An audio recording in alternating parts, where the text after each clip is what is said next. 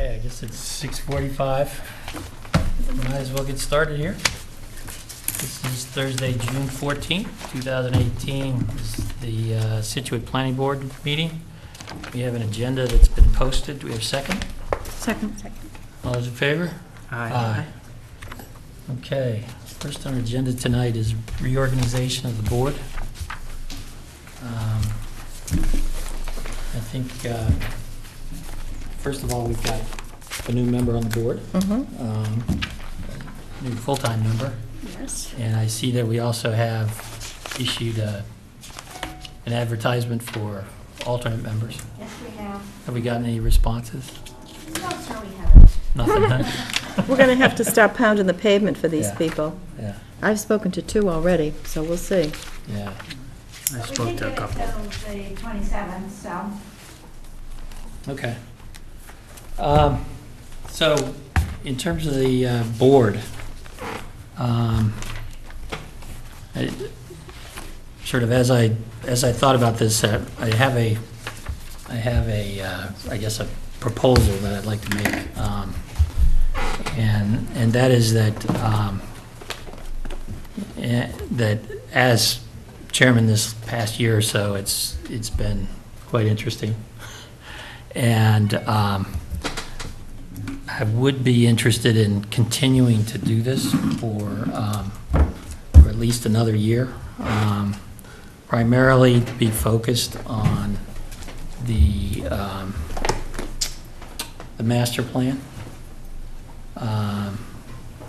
But I feel like that's kind of the next big step we have on our plate right now.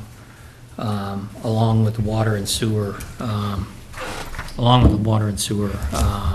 sort of study and activity that's going on right now. Well, frankly, I would also like to be chair. And I would like to see you as the point person for exactly what you're talking about. And I deal with the rest of it.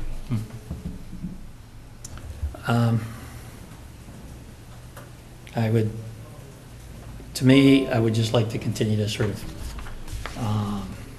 finish this out, I guess, on the planning side with the master plan. And But you I don't would. have time to do multiple things, I guess, so that would be my preference. It's up to the board, obviously. But I just want to let you know I feel like we've gotten this far, and I'd like to take it But the thing is, another you level. would still take it that far. You're not going anywhere. Well, you don't know that. I've got this year, and I have to run for reelection again. So do right? I. So do I. So I mean, that would be my preference, but I will cede to whatever the board wishes to do. Well, couldn't you, I guess, I don't see what the conflict is. If you are in charge of the master plan, I mean, that's really what you want to do. It's a continuation of. I'd like to make sure we get our water and sewer evaluation And done. absolutely, and that, you're the point person on all of that. Meanwhile, I would take care of all the other stuff. There's a lot of other stuff. You would be freed up to do planning aspects. Well, yeah, I mean, that's nice, but I can't avoid the other stuff either, right? Well, We all have to look at all the stuff, right? So, but you'll have to look at it in the same level Right. of detail. right. as I said, if the board would like to do something different, I'm fine with that too. So I just wanted to let you know how I feel about Well, it. I let you know how I feel too. Well, I'll chip on too, I don't want to be the chair. What's that? I said, I'll chip on too, I don't want to be the chair. Haven't done that at least once or twice in my life. No, I've been chair of this board before, Yeah. so, and I'd like to be again. I mean, I think both of you guys would do a great job at it, so obviously, if you guys could somehow come to some sort of agreement between each other, would be preferable, but, I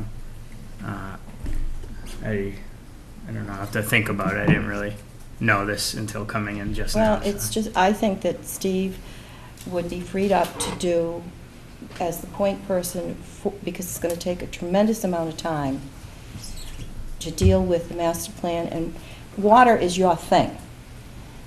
And sewer. It's not my thing, But it's just, you know, you know. the so- town is my thing. Right, well, the town is my thing too, but I'm into the other stuff, Such as, what do you mean by that? you know, the Form As, the developments, you know, that.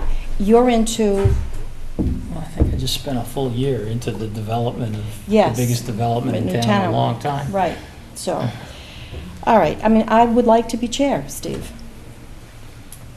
All right. I wouldn't stand in your way if you want to do it. I do. We need a nomination. I'll nominate Ann as chair and Steve as vice chair. And I second that. You have a second? Second. Any discussion? All those in favor? Aye. Aye. All those opposed? You're not voting? I said aye. Oh, You always vote for yourself. okay. You're in charge of the master plan. What else do we need? We need a Clerk. Clark, clerk. Clark. New kid's the clerk. Me, okay, Patty's the clerk. okay. How about a nomination in a second? I nominate Patty Lambert to serve as clerk. I'll Second. second. All those in favor? Aye. All right, then we need one other additional motion. We need a motion for who you want to be able to sign bills under the Municipal Modernization Act. Right now, it's, Ann and Ben. So, we have to have a motion every year to keep us good with, I move that we have Ben do it. Well, we really like two people. Oh, I thought you said you needed one. Well, and it's two is Well, then I preferable. move that we have Ann and Ben do it. I'll Second. second. All those in favor? Aye.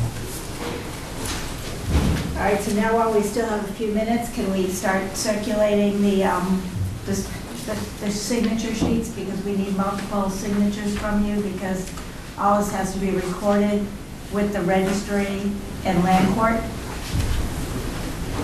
Go for it. We don't have any sheets on our Yeah, package. we have, we made them up several different ways so that we would be prepared, so, you know. All right. The other thing we can look at too, while we're circulating sheets, is who's going to be Right. liaisons. Right, Richard was Design Review Committee, Historical, MAPC, South Shore Coalition, and Recreation Commission. So does anyone want to take Design Review Committee? They only meet when there's a project. And there hasn't been anything lately. What about you, Ben?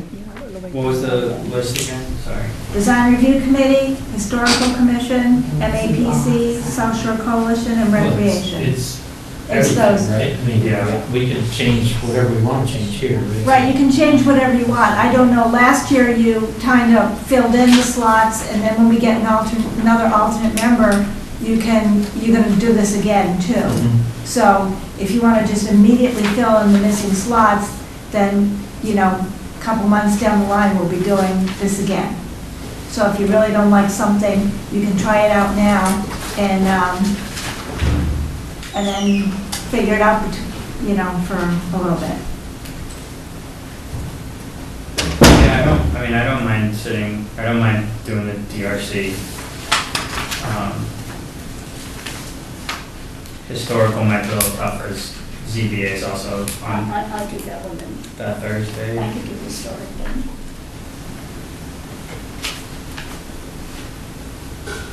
How about South Shore Coalition?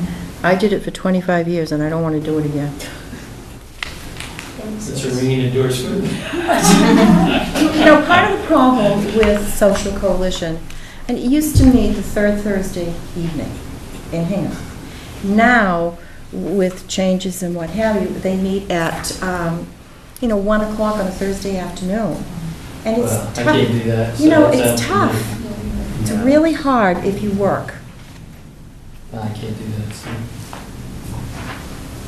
But do we just want to hold that one for now? Unless somebody wants to volunteer to do that. I mean, we can just I mean, hold. 1 o'clock in the middle of the day is, that's hard to do. It's what we would say is onerous. I mean, I think Brad has been going to some of those meetings, so. Yes, he has. We can designate him. Yeah. So we can designate people outside of the board?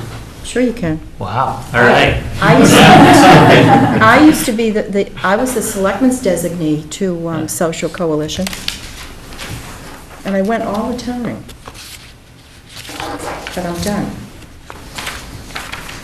Understand. Do we have any volunteers for recreation? Yeah. Yeah. What? Sure.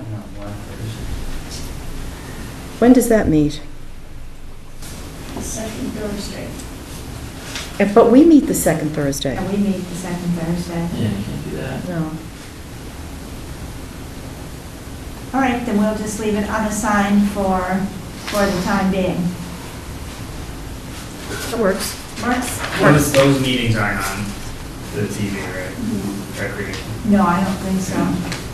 Where do they Otherwise, go? I would do it, but I mean, I can find out if they're gonna change their schedule or anything like that, if they're still keeping to this time. Well, we'll find that for next time after we get an alternate member. We'll look into this a little bit more. What about the Public Building Commission? We didn't assign anybody last time for that either. How often do they meet? Every other Tuesday. Is that accurate? They do? Off cycle with the Board of Selectmen. I think they've been still meeting when, I mean, I don't know if they're meeting if there's no projects. They may be still meeting with change orders and that type of stuff, because I don't think there's, final acceptance of any of the 3 new buildings. We can find out more information on that for next time we talk about this.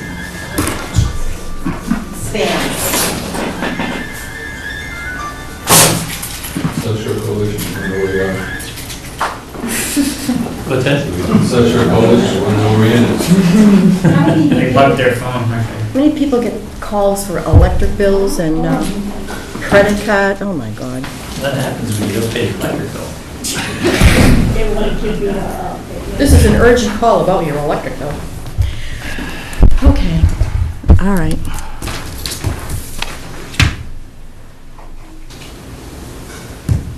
Our first order of business is, I think so. Do I still have the ones that I had before? And I still have the ones I had before? Unless you don't Do you want to give want mine? them. I might have. You got my email today, that traffic rules this meeting? The package over here? Okay.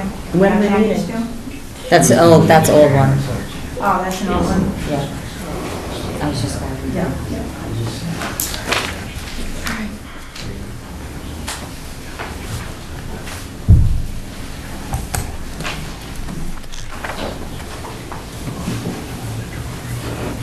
Are we all set with the planning board liaison list? Anybody have anything else they want to add to or subtract from?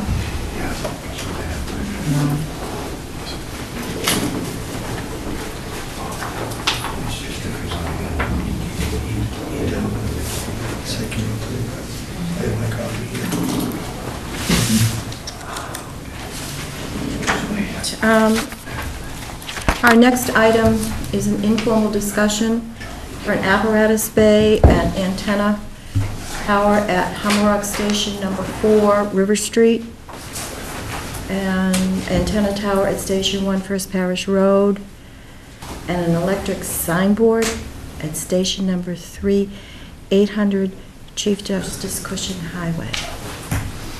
Good evening. Good evening, Chief Martha. How are we doing tonight? Cheaper. Well, thank you. So I know you all have the copy of the rendering for the Hummerock Station. It was approved at town meeting for a two-bay garage for $250,000. We've met several times with several builders. And we came up with a size of about 42 by 48 deep. That way it would fit any of our apparatus. Currently, the station down there, the next engine going down there will not fit in that building. So we have to expand right now. There's about 6 inches on each side of the doorway and probably 4 inches on top, so it's pretty tight. With the current engine in that building is fairly tight. So the first phase of this is to do the apparatus bays just south of the existing building. We have, just keep you informed, we have $50,000 for renovations. We believe there may be $100,000 coming possibly from the state to potentially replace the building down there, the current building. We had water coming up to the bottom of the floorboards this year in the January storm. We had 7 inches of water in the apparatus bay. So, in the building is quite, it would take quite a significant renovation to get that up to speed. So, but right now, we'll just talk, that's why the picture is like that, but we're just gonna talk about the apparatus bay this evening. It'll be a two-bay garage, again, 42 feet wide, 48 feet deep. Heat, electric, we'd have the vents in there for the apparatus, diesel vents. Pretty straightforward. We looked at several buildings. The one we do like is the same one they made the microbrewery down, Chick Fagan. Came down on site a couple of times with the building inspector and myself, and looked at this building. Morton Builders came down with us and gave us some pricing, some designs, and we came up with a 42 by 48 foot two-bay garage. So this is a metal building? It's a metal sheathed building with wood, heavy wood framing, and it would be aesthetically on the outside, we would use either a cement board or a vinyl shingle to make it fit in down there. We want to make it look similar to the public safety complex as far as shingles, color, light gray, white. And we would actually try to mount this up, probably up between 18 and 24 inches up for the apparatus bay. It's for parking apparatus. It doesn't have to be mounted up, but obviously we want to try and get it out of the water as much as we can. I believe it was 5 feet per 100 feet. You could for a slope of an apron. So Bob Volga recommended that we should raise it, try to raise it 2 feet to get it out of the flood zone for the floods we have now and the floods we're going to have in the future. So the floor is going to be 2 feet above The current grade. the current grade. That's the goal. How high up is the rest of, is the other building? So the other building right now is at grade. If we are fortunate enough to get the funding to get a new building, the building has to come to 40 inches high. We did an elevation certificate done by the engineering department. It would have to come to 40 inches high. We do have pricing on taking the building down. We have pricing on the building itself. We have pricing on the pilings. That would have to come up to 40 inches. So it'd be about a 16-inch transition down from, if we got the new building, to the apparatus bay. So this is 36 inches, so it's really 40 inches that you have to go up? 40 inches if we did a new building, Yeah. and 18 to 24 in the apparatus base. I think 24 would be the goal if we could do it. Why would you not have the apparatus base as high as the rest of it? We couldn't, well, we'd have to have it up on pilings, and it's not gonna hold the apparatus bays, plus you have the slope coming down. Stephen, coming down for the, we have about 45 feet from the apparatus bay to the street. So this is maximized based on just the grade. The grade, exactly. So it's possible that'll be flooded again then? You know, 2 feet is gonna get us 1.5 feet up higher than we had in January. So we have some time. It's a cement floor, obviously we don't want water in there, but with the slope we have and the available frontage we have, about 40, 45 feet, 2 feet made the most sense to try to mount that up, and then 40 inches if we're able to get a new building. We did have, Okay, new building as opposed to lifting the existing building? Is that what I'm hearing? so right now, for tonight, it's really just the apparatus base. The new building, I wanted to this is a rendering of if we do get down the road. So right now, that's not on the board. That's a goal. We have some funding for renovation, but after bringing a couple of selectmen down, the town manager, town administrator came down and said, it's in tough shape. It's, it's an old building, and we had water right up to the floorboards this year. To put in $50,000 or $100,000 for a renovation as you get flooded out in a year, 2, 3, 4, it doesn't make sense. But that may be, what's coming, but hopefully we can get additional funding. We've been working with Patrick O'Connor's office, and right now there's, it's been approved, I believe, for $100,000 right now in the pipeline for the Humrock Station. So obviously we'd have to go back to town meeting, and if selectmen approve this to go forward, that we would have to go for additional funding, probably, I'm estimating another $100,000. We figured the new building, we would do a prefab. It's basically a 2-bedroom ranch, about 1,200 square feet. Sorry to belabor this point, but it just occurred to me what you just said was, you didn't want to put money into a renovation that got flooded out again. And it feels like that's might be what we're setting ourselves up for with the apparatus bay, right? Apparatus bay is we're still going to face that issue. And I guess my question is this, and you may not be able to change any of this, right? But is this in the right place? Because once you build this is going to be a 30 or 40-year building, right? Yeah, for sure. And the sea level's only getting higher, and I'm just wondering if we should be putting that much capital into this location, or whether there's a better location that's higher. Well, the only place we can go to is Fourth Cliff, and there's no room up there for us. So, I mean, it's a decent-sized lot. It's 160 by 140. It's central in Humrock, to the north and the south of Humrock. It's from mutual aid to Marshfield. So the location, we think, strategically is very good. If we can get this building up 2 feet for the apparatus bay, in sort of maybe the bottom 2 feet of this building, not metal. So if it does come in, it's not going to destroy the building. It will go back out if we were able to, if we can get that catastrophic storm that we all know is coming someday.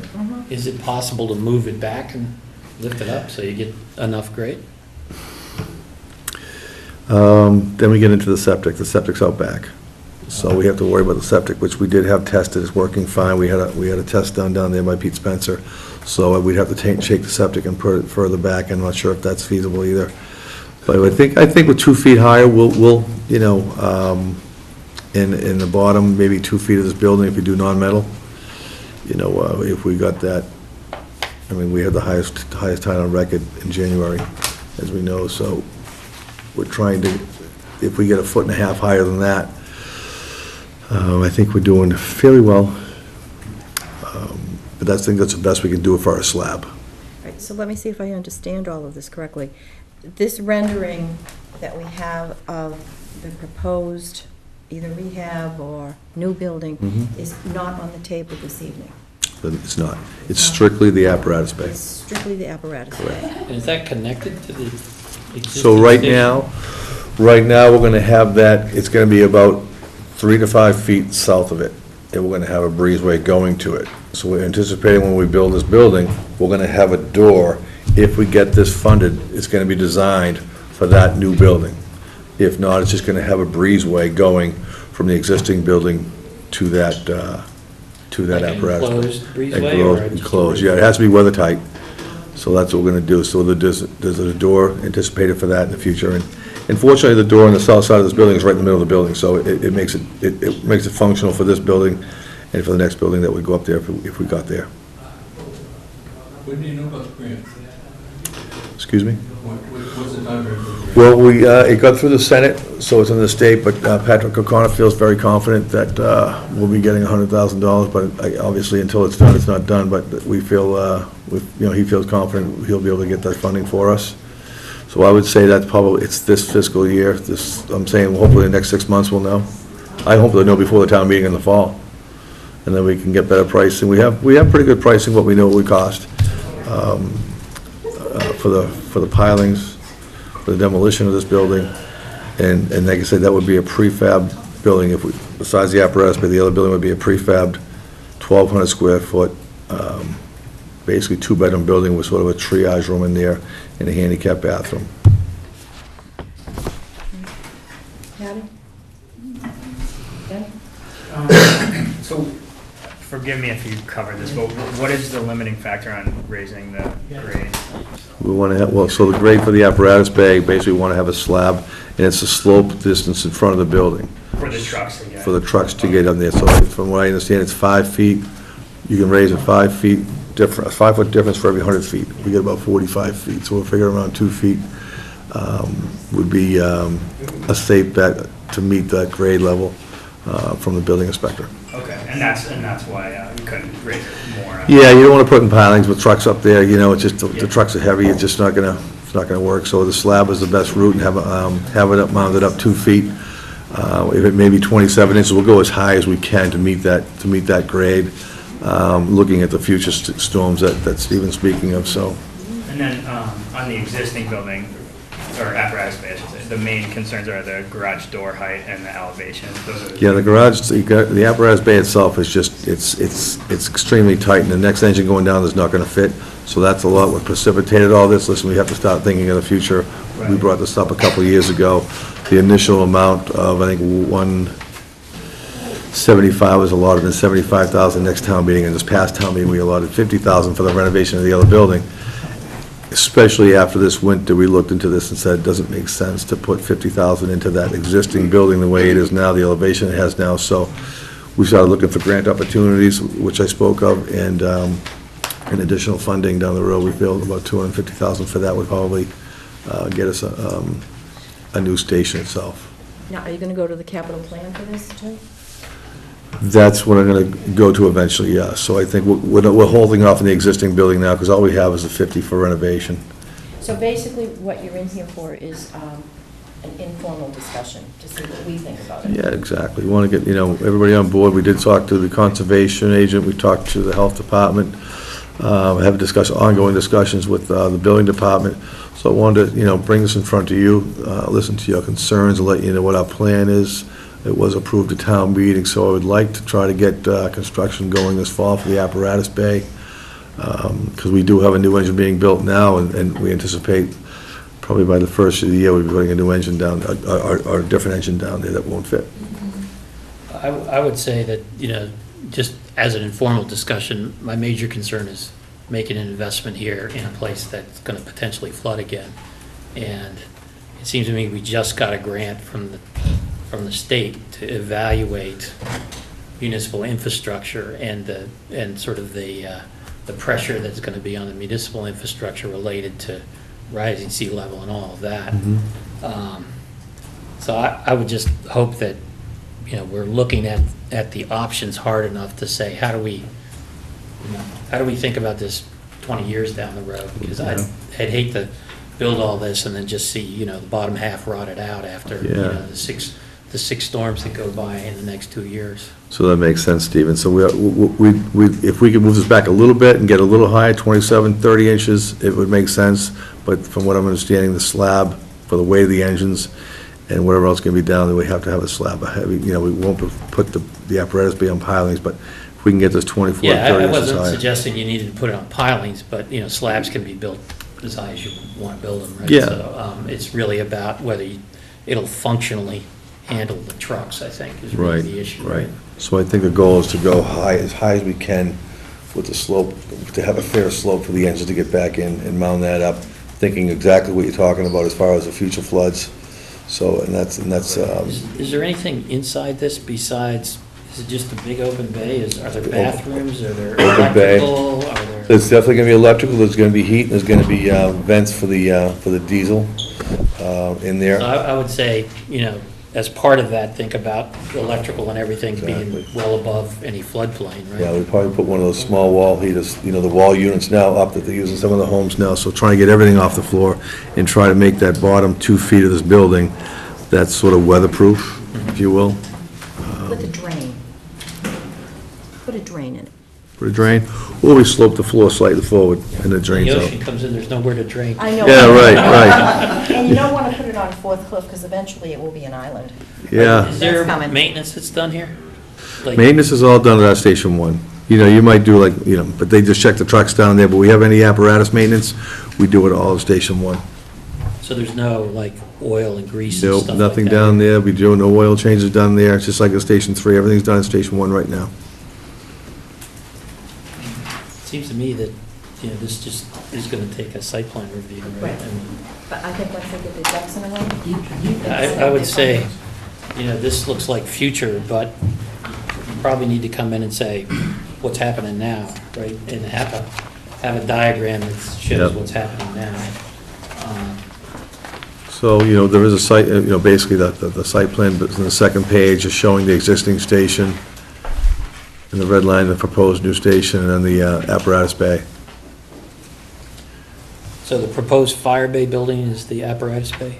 Is that- Correct, it's one of the And what's the closest. other red line? The other red line would probably be the future building if we did build it. This building? This one on Potts? Correct, Okay. the one to the right half of that. All right. Steve, What else? but we also have antenna tower. Yes, so, again, town meeting approved. Right now, we have, we're relying totally on Verizon and Comcast for communications to our Station 1. We got a lot of the kinks up from right now from the public safety complex, the dispatch. Right now, the doors, because there's no dispatch down at Station 1 anymore, we operate the doors, the PA, the tone, and everything else that goes on down at Station 1 from the dispatch to Station 3. And it's all done by communications through Comcast lines. Station 4, we actually have to have an 834 number down there, like a regular phone right now. So we truly don't have resiliency. So we have a current tower at Station 1. We had a drone go up, do an analysis of what we could do to how we connect this. So the overall height of the tower at Station 1 antennas is 120 feet. So at that, we were hoping to use the landfill tower that's owned by Industrial Communications, that we own the property and we lease to. Unfortunately, they want to charge us $375 a month. Yeah, $375 a month to use that antenna. And then, you know, fees to get a propagation study. More antennas down in Hummerock? Yeah, those were private, those were for cell phones. Yeah. But you're saying you're relying on Comcast, right? So we are relying on Comcast. So now the antenna at Station 1 would be 120 feet, the same as the existing overall height, and we will put a 60-foot antenna down Hummerock. We had a Hummerock antenna, but it blew down in 2010. So we haven't had one there since. So to create true resiliency, it's all by microwave dish, and it's got to be line of sight. So what we would do from Station 1, we'd have to go to Carolina Hill and Marshfield, from there up to, which we currently do now, from there up to the town hall, right, this antenna right here. So that's the main hub.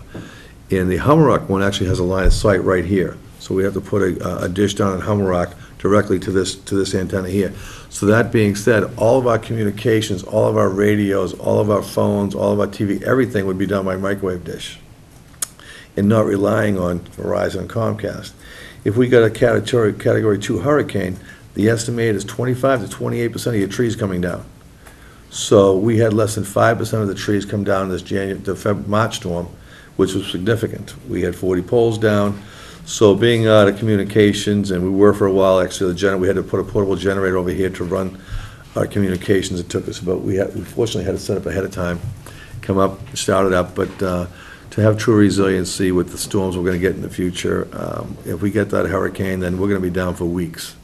So This is a replacement of a tower that used to be there. So replacement of tower that's still at Station 1, but we had to replace it, because they wouldn't go and work it anymore because there were welds and cracks and all that. So replacing that one to the existing overall It height, exists there, yeah, no higher. no higher than that, and the highest antenna. And then at Hummerock, we're gonna be putting a 60-foot tower. We had one down there before, we believe it might have been, you know, close to that, 50, 60 feet. We don't, it was down, torn down, and, you know, there's very few records of that station down there, even through the archives, trying to find out information on that.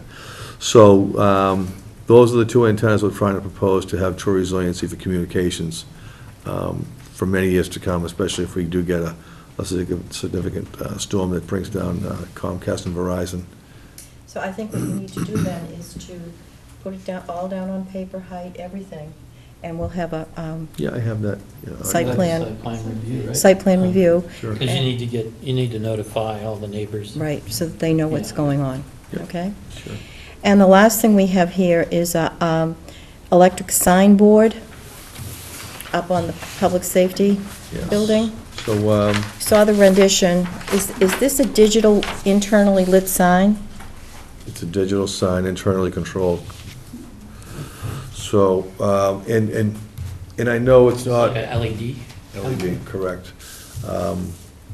Talking with our ongoing communications with FEMA, MEMA, and they recommend, sufficient signage in town. Right now, 3A is our main evacuation route, along with the feeder roads from the water. During these storms, during any significant event, any public safety notifications, we feel this will be an effective sign to get the word out, because not everybody uses social media, not everybody uses email, and to have this going on to trigger that,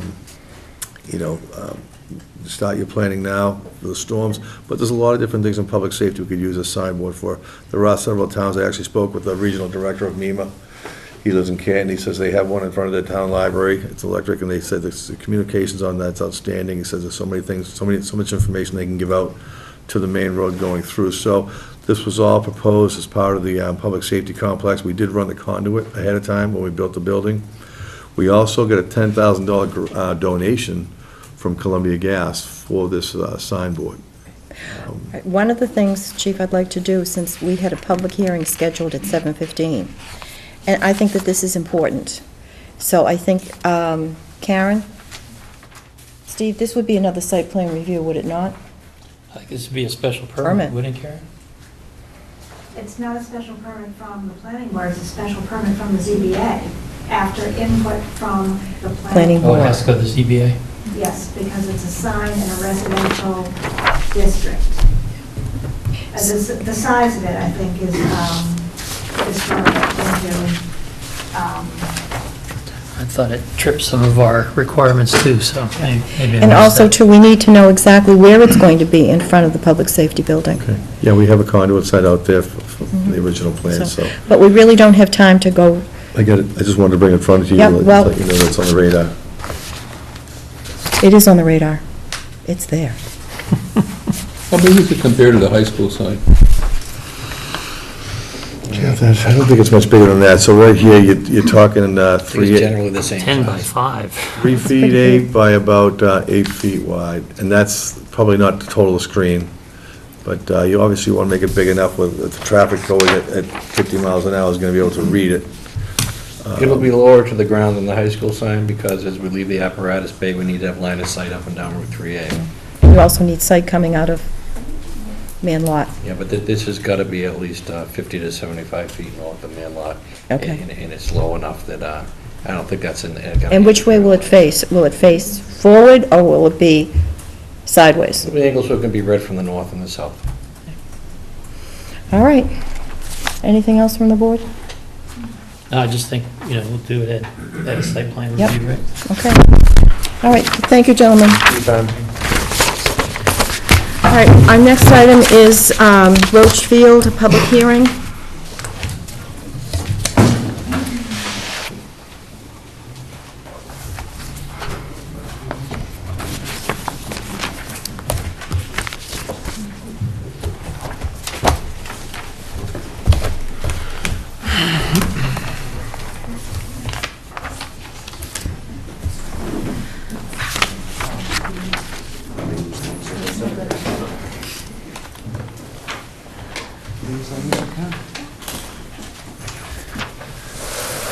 Put that down the end.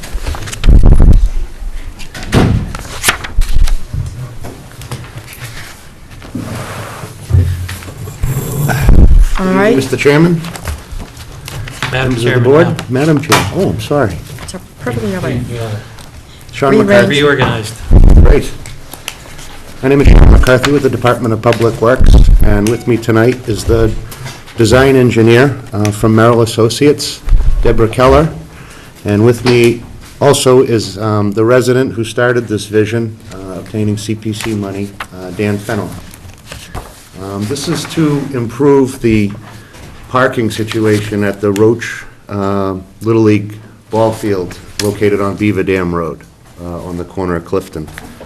There's a small existing gravel parking lot abutting Clifton, and the project really is generating a new, larger parking lot just outside the outfield to keep the vehicles from parking on Beaver Dam Road during the games.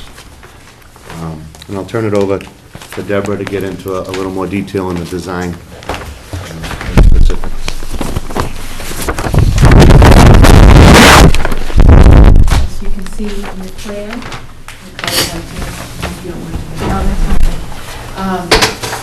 actually, I'll stand here because I can't block it from the audience either. So, as Sean mentioned, the existing ball field has a gravel parking area that has access from Clifton and the intersection with Beaver Dam. What we'd like to do is reconfigure that parking. I believe right now you could probably get about 12 parking spaces in there. Legally, I'm sure you could just but so we're improving that from 12 up to 8, with that to 2 spaces. Then the green or additional parking would be as stated to the rear of the ball field. Access would be directly across from, what's the name of the street, is right there? Yes. Beaver Dam? Excuse me, with Beaver Dam Road. We've looked at the site distance coming up from Beaver Dam Road as for that intersection driveway entrance. And here we're adding 20 additional parking spaces. And the parking will all, on both locations, will be gravel. We have 2 smaller water quality areas up near the existing parking area to address stormwater runoff, as well as a larger water quality swale right behind the new parking area in the rear to capture runoff from the parking areas, treating it prior to discharge. They are, to put in this parking in the rear, we are relocating the batting cage, which used to be right in the middle of the proposed parking area here, sliding it over to be adjacent to the parking area.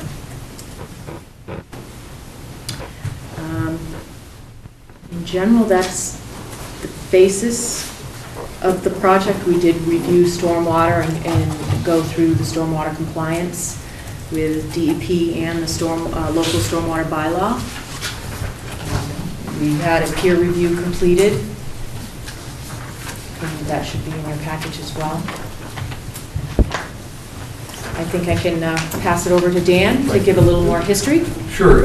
If I could make a comment, one of the goals in revamping the parking lot, particularly the front parking lot, and this was based on a previous abutters meeting, was to preserve the island that's there entering the neighborhood of Thomas Road. The feedback I got from the abutters was they'd like to keep that there. They do maintain it. They go in and cut the grass and trim the trees and things like that and do a very nice job of making that look good.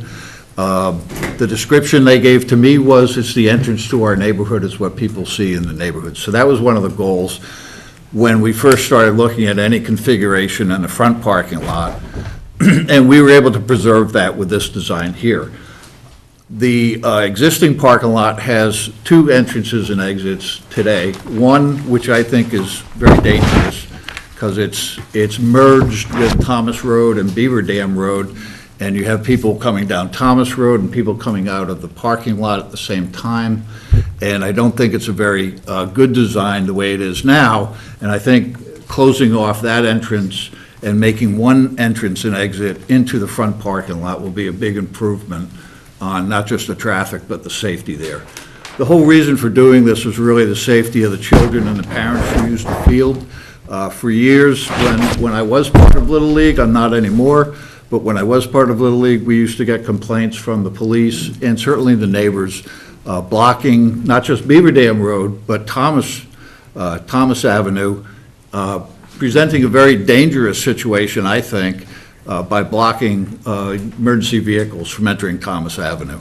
And it's been a problem for years, and this is, I think, a very good solution that eliminates. You were talking about Thomas Avenue? Where's that? Pardon me? What's that? Oh, Clifton, I'm sorry, Clifton Road. I'm saying Thomas. Yeah, I'm sorry, Clifton. I'm mixing my streets Oh, up. okay. I'm sorry. All right. Yeah, Clifton Road. So this has been going on for several years. I think this is a good design to address the safety of the children and get the cars off the streets and out of the neighborhood. All right, thank you. Karen? I think that the design is good. I think that it does address points that the board has picked up in the past. You have comments from traffic rules that say that the eliminating the second entrance off Beaver Dam is a very good design measure. You have adequate sight distance. They did the stormwater analysis, and the DPW is going to be responsible for, trash maintenance. Obviously, there's going to be 2 ADA accessible spaces, and they had a wetland scientist go out there and determine that there's no work within 100 feet of any wetlands here, so it's met the requirements that the planning board stated when they were in here informally before the board in October of 2016. Wasn't there a little stream to the west end of the parking lot? Didn't we have a conversation about that? Yes, There's a, right, yeah. There's a, Bottom of the hill. So is that, It's a stream sometimes of the year. Is it not wetlands? it's a, right. The wetland scientist didn't determine that, they said it's not part of the wetlands? right. There is a ditch or a defined, I'm not sure what you want to call it, ditch, behind the homes.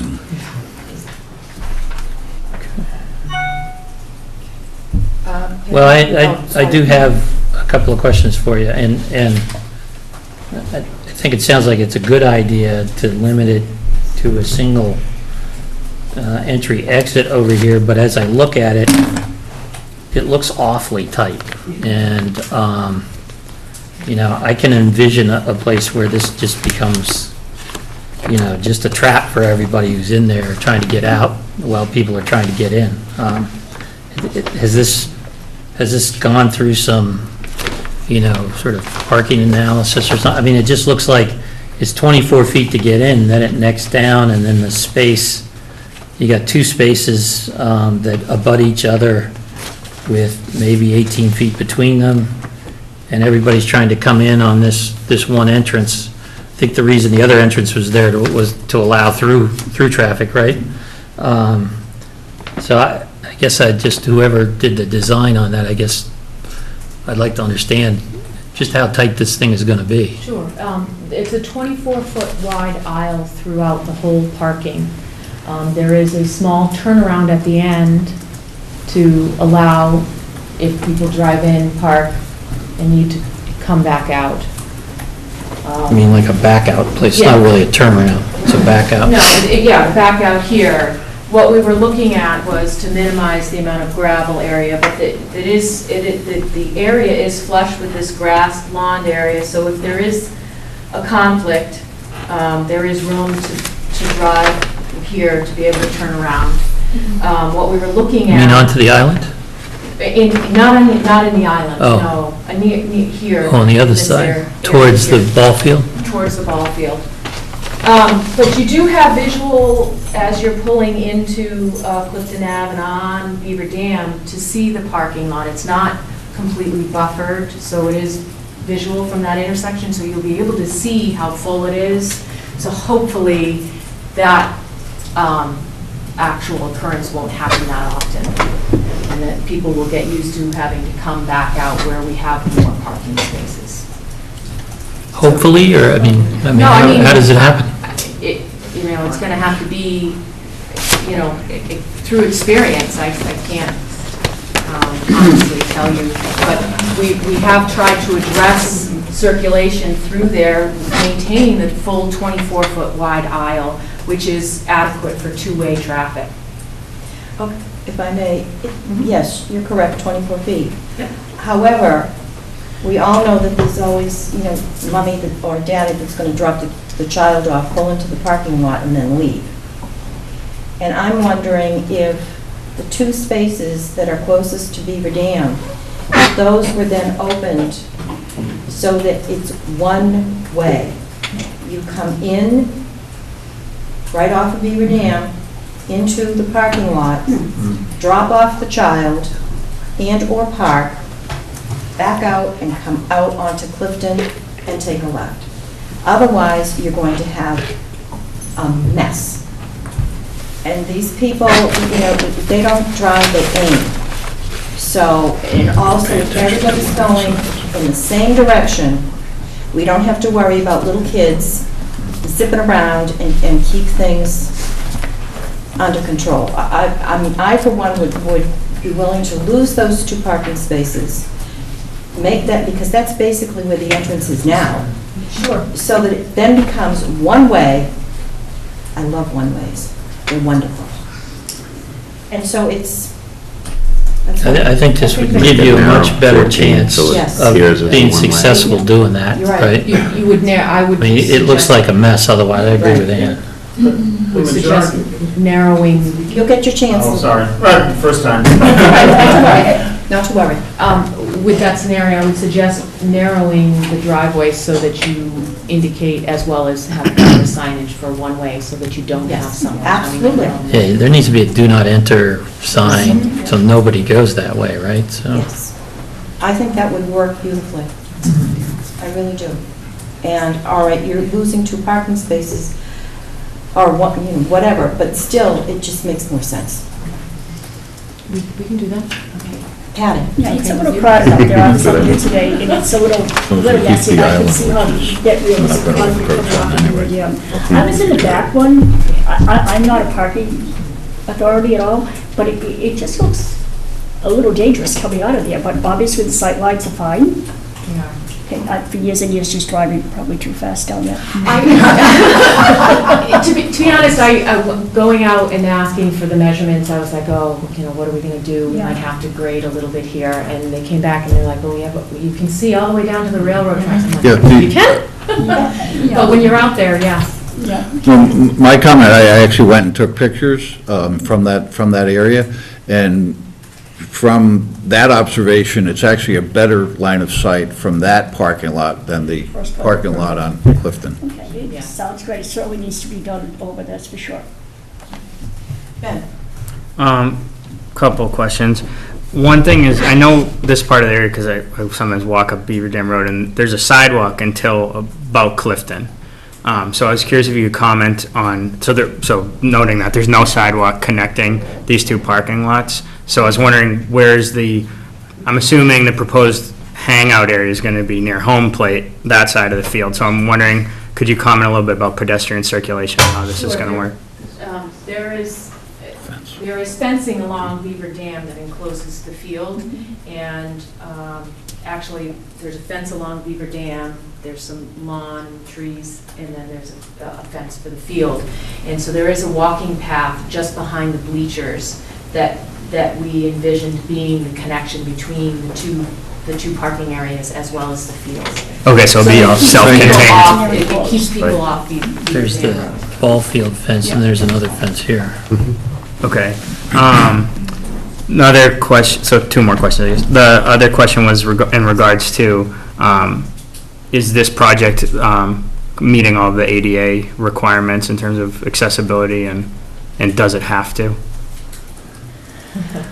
It's kind of, I think we are, and believe we are meeting all of the requirements. We have 38 total parking spaces, which would require us to provide 2 ADA spaces with an accessible area for parking, and that's what we're providing. There's no additional specific sidewalks on the site to connect to, so we have the handicap spaces in the parking lot. as required. So those would be in the the left parking lot? Or Yes. Yeah, yes, the- yes, and the there are, westerly we're parking up lot. front here, and we have signage for them, and we have the access aisle between the two parking spaces. So we have provided or proposed railroad ties. There are some out there sort of helping to define the parking area. We thought we'd use railroad ties to designate the parking spaces and help, they would be the curb stops, but that way we can kind of define each space rather than just having an open gravel area. Okay. If I could also comment, there currently are no handicap spots at the field. So I think this is an improvement by providing 2 handicap spots and access from the parking lot onto the grass area behind home plate. Okay.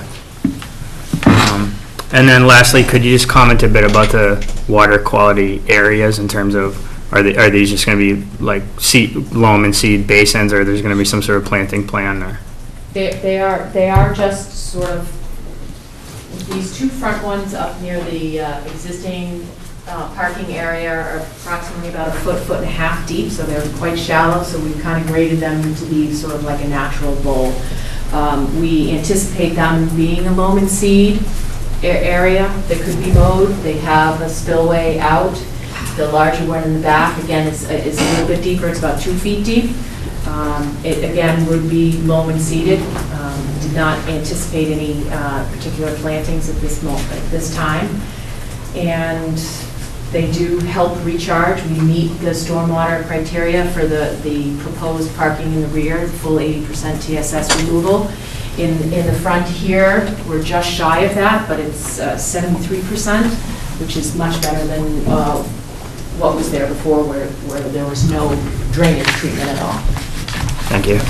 Can I add something at the moment? In the report from Amory did suggest some type of low barrier between the water quality cell and the parking so that nobody goes into there. And so that when we get to a draft decision, that would be in the condition.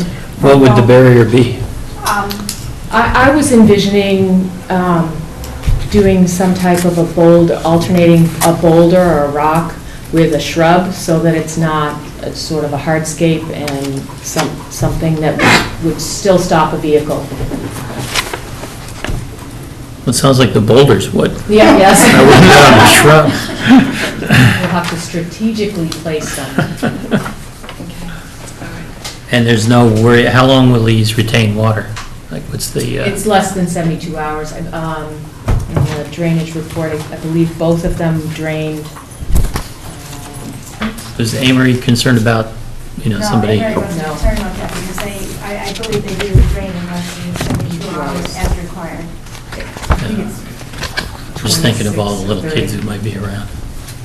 But again, they are quite shallow. They're very shallow. Yeah. 2 and 3 years old and 4 years old, Yes. they're not very big either. No. Bill? Let me make sure that I understand a couple of things. One is you're doing no work to the field itself. Correct. The only thing you're doing is working on the perimeter. Correct. You've got an area that, what appears to be white here, if I look at it. That's going to be cleared, that's an existing area of trees is cleared. There's a small portion of where this larger water quality swale is that you have tree clearing. And that this is where the parking lot is lawn, and this is where we would be clearing a portion of wooded area. Okay, so that basically is going to be the limit of work on that side? Yes. Concerned about signage. When grandson plays baseball and traveling all over, at least the state, looking at different ball fields, one of the things that amazes me is that there's very limited direction as to where the parking is. And particularly where you've got a hill, you're coming uphill, downhill on Beaver Dam. And you're going to have cars that are coming in, going out. And I'm just wondering what kind of signage you have proposed for that.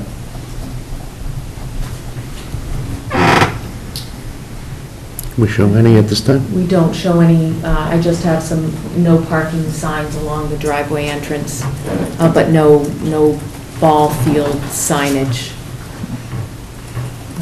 I think think it's something we need to consider. Consider. Something that's just, Yeah. Put that you in. know, road field parking, 300 feet on the left or something.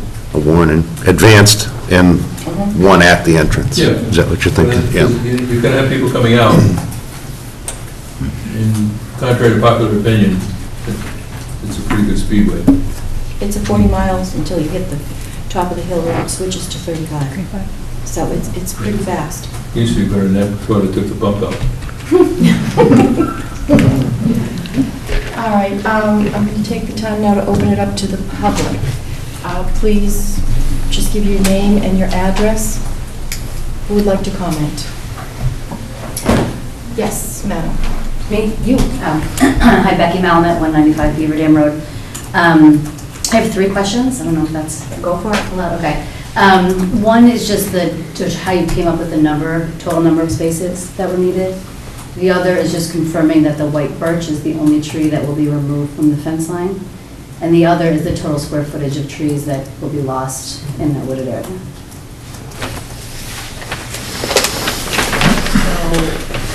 Parking was determined, I don't know, Dan, you have? Yeah, so the parking was determined based on observation of cars that were on Clifton Road and Beaver Dam Road at some of the games. In addition to looking at the teams that play there consist of 12 to 15 players, which is 24 to 30 per game. And then when you have 2 games coming in and out, you double that. So we took a percentage of that to come up with the number of spaces that we'd need in the overflow that would accommodate everybody.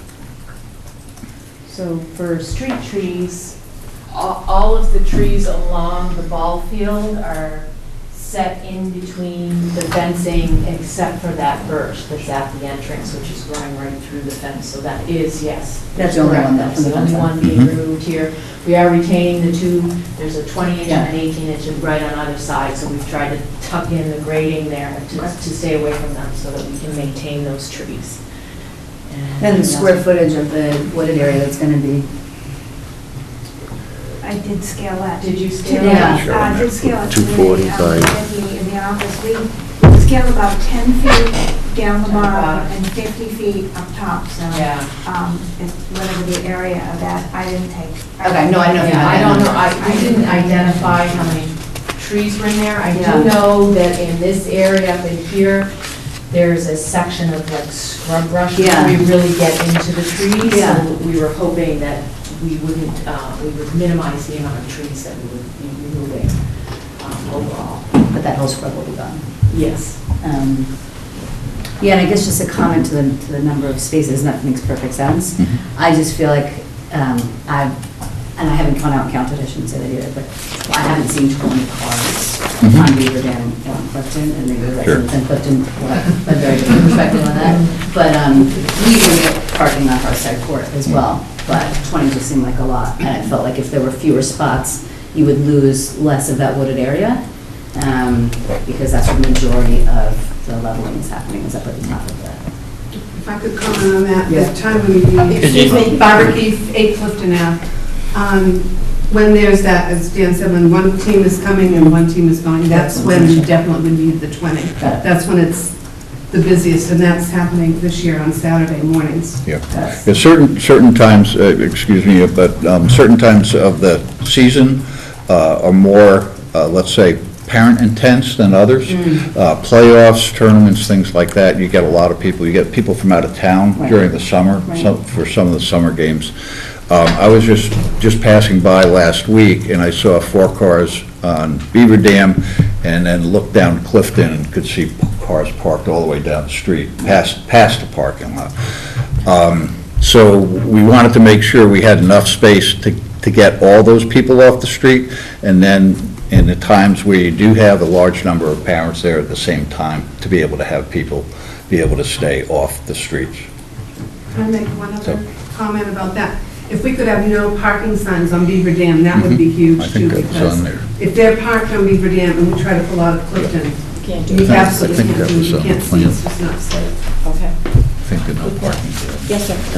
Steve Johnson, 22 Thomas Ave. I'm impressed because the the two gentlemen and you and this lady here picked the 4 questions that I was going to ask myself. So I'm impressed with you guys, but I have to...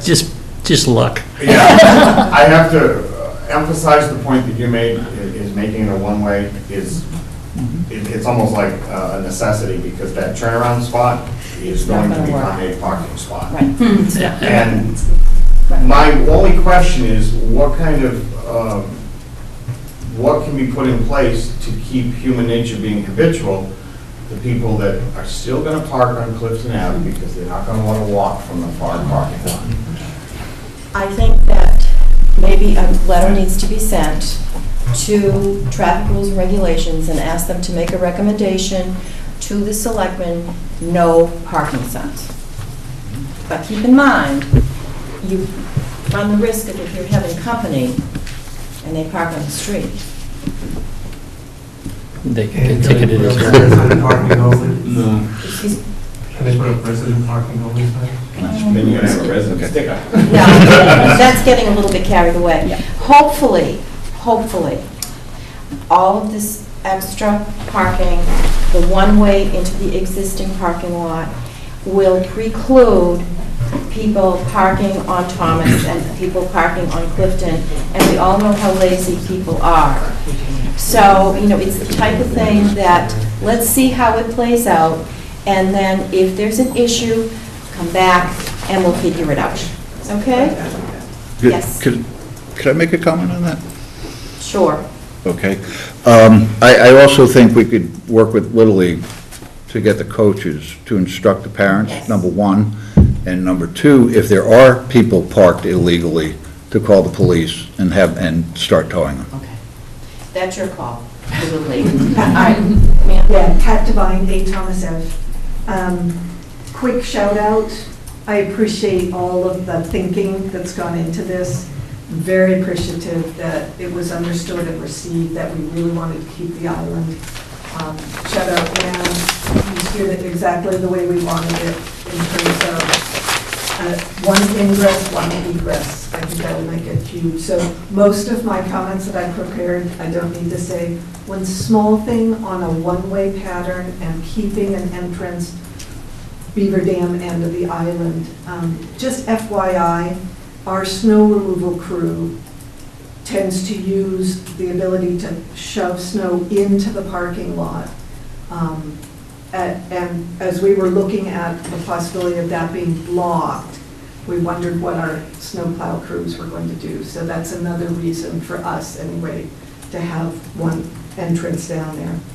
So I actually... I'm sorry, I didn't quite understand what you were getting at there. You want a gate across it so they don't go through there? They want the two. They want a one-way. No, I get that. You were talking about snow removal. Obviously, nobody's playing baseball then, right? So, no, yeah. It's just that if we went with the plan the way it is, that there is no entrance into that parking lot during the winter, what is the snowplow crew going to do with all the snow at the end of the street?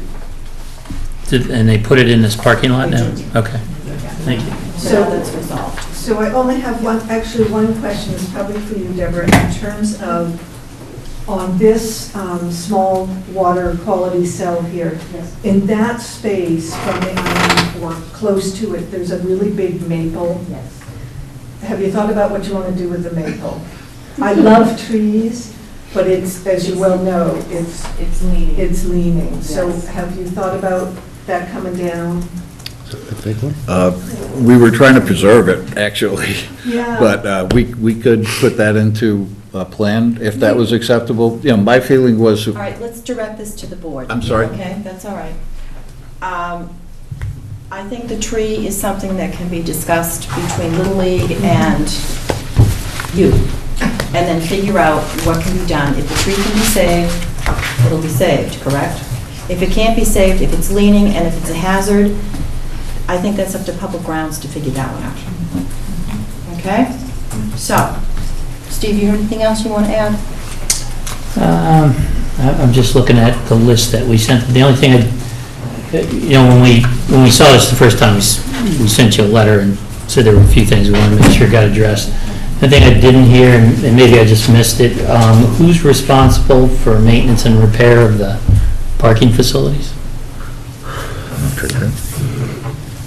Doesn't matter, I know you got a lot of guys mowing the grass there Current. already. We just want to know that you're not all saying he DPW is, is- right? Yeah, Okay. and so DPW would be, the one comment I would make, the back parking lot in the outfield, the plan was to gate it and close it off in the off, I wouldn't say in the winter, off-season. That's a good Right. idea. But So it they'll wouldn't have to be maintain it, plowed. they'll grade it when it starts to get ruts in it and all that happy stuff, and, right? Okay. All set? Yeah, okay. Dave Governor, 28 Clifton Avenue. I did have a question on the second parking lot there. As you said, the traffic is kind of fast in springtime and everything else. Would it be better for everybody to think about making it a right turn only coming out of that parking lot versus trying to make a left-hand turn? Impossible to enforce. You can try, you can put right turn only, but then that's something you can discuss with traffic rules and regulations. However, there are lots of places I'd like to see right turn only, and, Okay. but your point is well taken, sir. Well taken. You, sir. Rick English, 41 Thomas, just want to reiterate the need for the signs in the neighborhood to restrict the parking on the streets because of the safety for the children. There's a lot of families that bring their younger children or even children with dogs that are moving around. Well, the parents are watching the game, and we know as the neighborhood, we're going at less than a mile per hour, just fearing that a child is going to run out in the street while we're trying to navigate through all the cars that are parked along the way. Well, we're going to try to eliminate the cars parked along the way. So, yes, sir. Mike Tempesta, 3 Marion Road Extension. I'm the current president of Scituate Little League, so I just want to thank everybody involved in this project, including the residents. This has been an issue for years and a concern, and I'm surprised we haven't had an accident to this point. So I just want to thank everybody involved, and once it's up and running, obviously we can work with residents, whoever, to do what we need to do from the Scituate Little League standpoint. Thank you. All right, and I would like to thank the residents as well as Dan for bringing this forward. It went to CPC. They came in for our informal discussion. Some of you were here. It's been talked through. I'm a big advocate of communication. It's very, very important. So now there are no surprises. You know what you're going to get, and I think that it will work. And I think that it'll be better than it is right now. Anything would be. All right, I think it's time to make a motion, and we have our new clerk. Okay. I move to make the following finding of facts. 1, the applicant submitted a site plan entitled Parking Lot Improvement Plan, land off Beaver Road, Scituate, Mass., dated April 30th, 2018, stamped by Deborah W. Keller of Merrill Engineers and Land Surveyors for the town of Scituate. 2, the improvements at Roachfield are funded through the CPC funds approved at the 2017 annual town meeting. This shows community support for the project. 3, Roachfield currently exists off of Beaver Dam Road with 1 gravel parking lot at the corner of Beaver Dam Road and Clifton Avenue. The property is in the residence R2 zoning district. 4, the project proposes construction of a new gravel parking lot to the east of the existing field with 20 parking spaces and a water quality swale. The existing parking lot at the corner of Beaver Dam Road and Clifton Avenue is being reconfigured to eliminate the egress onto Beaver Dam Road, so there will be egress from Clifton Avenue. All right, right there. So we're going to change We're that. going to change that. No, No, keep going. well, yeah, we can change that a little bit, but then further on, we have to add some things on the plan too. Okay. We have to add some stuff too. So, yeah, we need to change that, you're right. Okay. Okay. Egress 18 parking spaces are proposed with a water quality cell. 2 accessible parking spaces are proposed in the Clifton Avenue parking area. Circulation between the 2 parking areas will be on the inside of the existing chain link fence. The batting cage is proposed to be relocated to the north of the new gravel parking lot area with access outside of the chain link fence area of the existing field. 5. The property at Roachfield is surrounded on 3 sides by existing residential development. Wetlands in the MBTA right-of-way are to the east of the site. Existing trees to the north and east will remain, providing the adjoining premises with protection against any detrimental or offensive uses of the site. Clifton Avenue and Beaver Dam Road separate the ball field from the other residences. Parking is now proposed in site lots. The site plan meets the standard of review of Scituate zoning bylaws, section 770.6, paragraph A. The Scituate zoning bylaws, section 760.6, table of minimum parking requirements, requires the parking demand for uses not listed, the zoning bylaws, to be determined by the planning board. 20 new parking spaces have been provided in a new lot. 18 parking spaces, including 2 handicap spaces, are provided in the reconfigured lot. There were existing 12 parking spaces. Parking appears to be sufficient for the proposed use. The proposed driveway coming into the new parking lot is 24 feet in width. The reconfigured driveway on Clifton Avenue will be 24 feet in width. The parking areas are being constructed to address the existing parking situation of parking on the street. The proposed parking provides off-street parking and pedestrian safety. Site distances of over 600 feet are provided for the proposed parking lot. The site plan meets the standards for section 770.6B and C for traffic safety, ease of access, pedestrian safety, minimizing glare of headlights, and access for service and emergency vehicles. 6. Existing trash receptacles will remain. Additional trash receptacles will be placed adjacent to the new parking lot. The town of Scituate will be responsible for waste disposal on a weekly basis. An existing fire hydrant is located approximately 100 feet downhill of the proposed new parking lot entrance, and there is a water line to the south dugout. The site plan meets the standard of review of Scituate zoning bylaw section 77.6D for adequacy of methods of waste disposal, adequacy of water supply, and firefighting facilities on the site. 7. The site plan and stormwater report were reviewed by the board's consulting engineer of Amory Engineers, PC. The stormwater system of water quality cells east and west of the field with crushed stone diaphragms for pre-treatment has been designed to improve water quality by providing treatment, storage volume control, and minimal infiltration for the rate and volume of runoff for the 2, 10, 25, and 100-year storms to the extent possible. There is a slight increase in the peak rate of runoff for the 25 to 100-year storms to Beaver Dam Road. However, there is a slight decrease in volume, therefore there will be negligible to no flooding impacts and down gradient. Runoff from the new parking area will receive required 80% total suspended solids TSS removal. Runoff from the reconfigured parking area will receive 73% TSS removal, which greatly enhances the stormwater treatment from existing conditions. The site plan meets the standard of Scituate zoning bylaws section 77.6 E and F for adequacy of stormwater management. 8. The proposed parking lot has been graded to fit into the site to minimize cut and fill and tree clearing. Disturbance of existing trees along the east side of the site has been minimized. There are no wetland resources within 100 feet of the proposed site. A silt soft erosion control barrier will be provided. 3 shade trees of a minimum of 2.5 inches caliper will be provided. No outdoor lighting is proposed. The site plan meets the standards of Scituate zoning bylaws section 77.6 G, H, and I. Number 9, the parking areas provide safe, functional areas for pedestrians on the perimeter of the parking lots and inside a chain link fence adjacent to Beaver Dam Road. The gravel parking area is suitable for a seasonal or recreational use. No bicycle parking is provided. The site plan meets the standards of the Scituate zoning bylaws section 770.6J. 10, the site plan entitled Roachfield Parking Lot Improvement Plan, land off Beaver Dam Road, Scituate, Mass., dated April 30th, 2018, by Deborah W. Keller, P.E. of Merrill Engineers and Land Surveyors, meets the requirements of the Town of Scituate zoning bylaws section 77.6.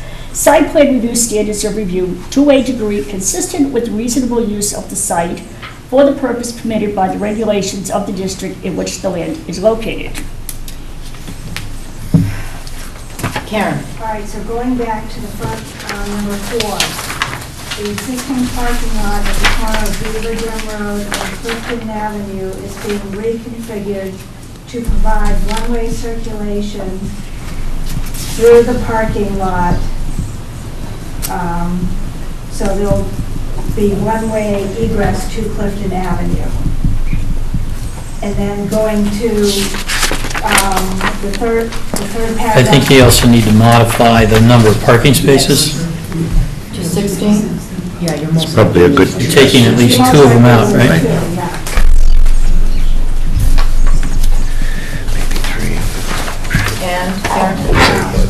And then going to the third paragraph on the next page, the proposed driveway, let's see what they come back with. I mean, you still have down at the lower parking lot, that's 24 feet in width and all that, but let's change the wording on this to exactly how they propose the driveway coming in and coming out on Clifton Ave when they redesign it.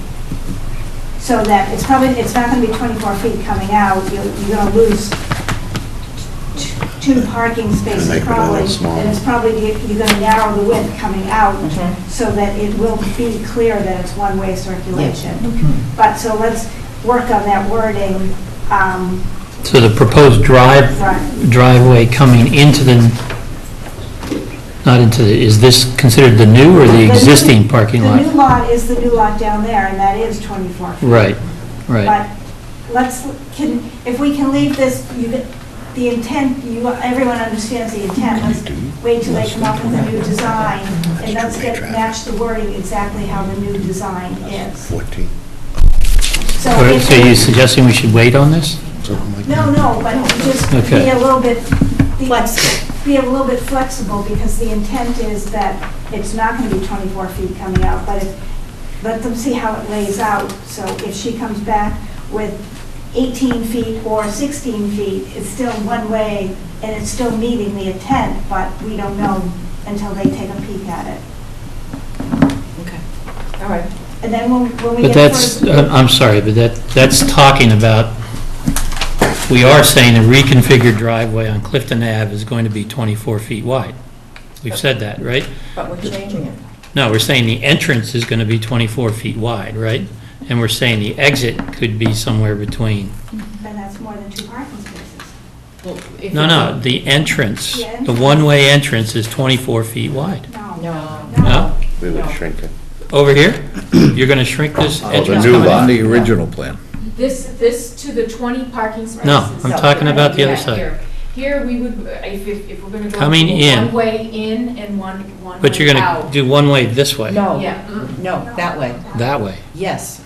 So you come That way in they're at the intersection. pulling out away from- Leave out over here. So both of those driveways being one way in and one way out would range between, 14 and 16 feet wide for a one-way drive. All right. So why don't we say that? But I think because. Can we let them be a little bit flexible? I mean, so that. Well, we're supposed to do, yeah, but it has so to be a that- finding of fact, right? That's what we're doing right now. Okay, how about if we said, the reconfiguring driveway on Clifton Avenue will be 16 feet at the entrance from Beaver Dam Road and 16 feet at the exit, one way, onto Clifton. Oh, no less than 16 feet. No less than 16 feet, coming and going. That's fine. Is that, solve the problem? Yes. So the question to you, is that sufficient? I think it's definitely sufficient. I would almost consider making it a little bit narrower, because 16 feet is still, it's tight, but you could still have people pass. So you want to make it wide enough for one person, but not wide enough for two. How about if we say Consider. 14 to 16 feet? That would be great. Okay. All right, 14 to 16 feet coming and going.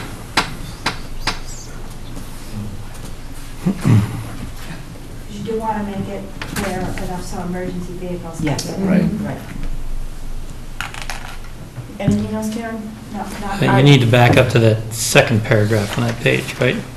Because we're now not talking about 18 spaces anymore, right? Talking about We're talking about 16. 16.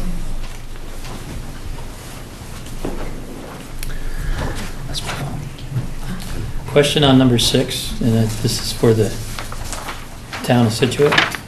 You really wait a whole week before you empty trash receptacles there? I doubt it.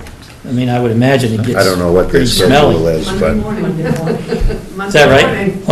Once a week? I think Monday morning. Why don't we say at a minimum then? Weekly basis at a minimum? Yeah.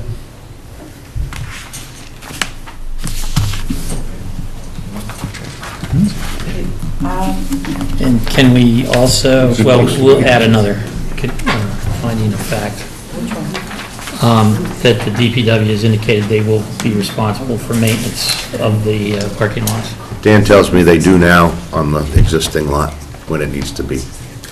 Okay. Yep. So I that's just want to no put it in change. the finding Sure. of fact here. Yep.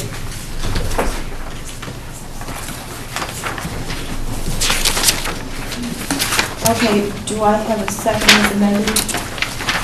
Second. All those in favor? Aye. All right, moving along to the next section. I move to approve the site plan and stormwater permit for Roachfield Parking Lot Improvement Plan, land off Beaver Dam Road, Scituate, Mass., dated April 30th, 2018, by Deborah W. Keller, P.E. of Merrill Engineers and Land Surveyors, subject to the following conditions. 1.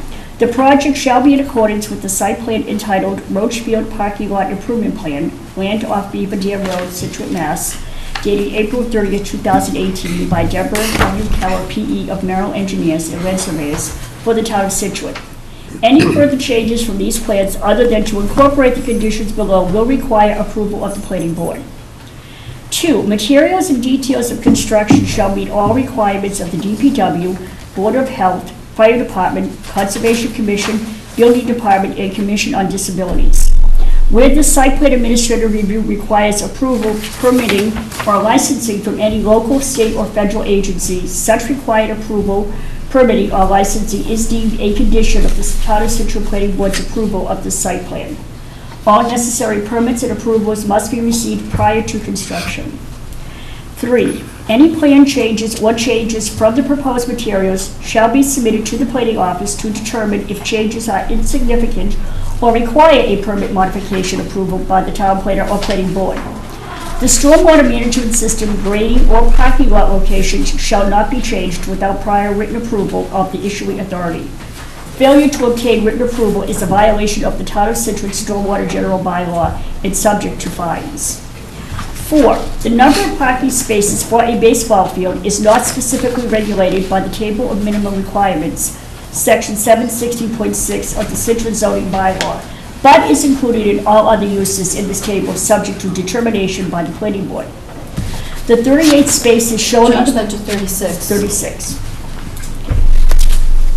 The 36 spaces shown on the plans, including 2 spaces that are ADA AAB compliant, are based on estimated uses of the baseball field from the amount of cars parking on the road now. The planning board determines the number of parking spaces shown on the plans, 36, is adequate for the proposed use. The applicant should report back to the planning board at the end of the first year of operation of the parking lot improvements to determine if parking is acceptable. No parking sign shall be placed along Beaver Dam Road and Clifton Avenue by the ball field. No parking in quotes? It doesn't say it's enclosed, so it's enclosed. Yes, otherwise it sounds like you It can sounds put like any you cannot parking put it, signs. Number 5, approval of the new curb cut on Beaver Dam Road must be obtained from the Scituate DPW. And prior to scheduling the pre-construction conference. Number 6, the following items shall be added to the plans prior to scheduling the pre-construction conference. Seed mixes shall be shown on the plans.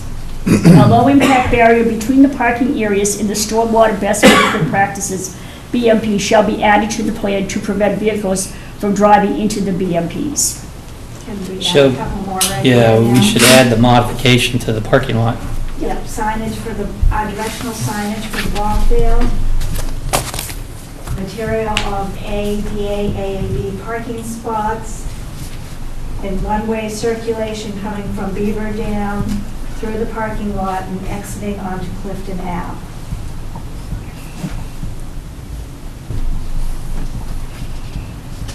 Okay. Number 7, prior to scheduling the pre-construction conference, a list of inspections to be provided by the engineering division shall be provided to the town planner. A schedule and sequence of construction activities shall be provided to the town planner. Construction, number 8, a pre-construction conference will be required prior to the start of construction, including a representative of the DPW, the Conservation and Natural Resource Officer, the DPW or its representative, the site contractor, and the town planner. Number 9, any work within the ROW of Beaver Dam Road or Clifton Avenue shall be coordinated with the DPW. The DPW shall be notified prior to the start of work within either road ROW. Other than is required by this work, there shall be no parking or idling of vehicles on Beaver Dam Road or Clinton Avenue during construction. Number 10, stormwater control measures shall be maintained according to plans and long-term pollution prevention plan and stormwater operation and maintenance plan contained in the stormwater report submitted for the project. All clearing and earth moving operations shall occur while erosion and sedimentation control measures are in place. 11, a crushed stone construction entrance as detailed on the plan shall be required and installed prior to the start of work in any area. Runoff shall be directed to the line of erosion control and not into the street. Number 12, the town planner shall be notified when erosion control measures are in place, when construction begins, and when construction is completed. If deemed necessary by the town planner in consultation with the DPW engineering staff, temporary sedimentation basins, check dams, silt socks, and/or noise and dust control may be required in addition to the erosion control measures shown on the plan. All erosion control measures shall remain until the town planner determines that the danger of erosion or sedimentation no longer exists. 13, construction shall proceed according to the erosion and sedimentation notes. 14, construction work shall not begin prior to 7 a.m. weekdays and 8 a.m. on Saturday, and shall cease no later than 7 p.m. or sunset, whichever is earlier. No construction shall take place on Sunday and or legal federal holidays. Number 15, the 3 proposed trees shall be a minimum of 2.5-inch caliber in size. And after construction, 16, a set of as-built plans stamped by a registered surveyor and reviewed by the registered professional engineer who designed the system shall be submitted to the planning board within 30 days of completion of the work.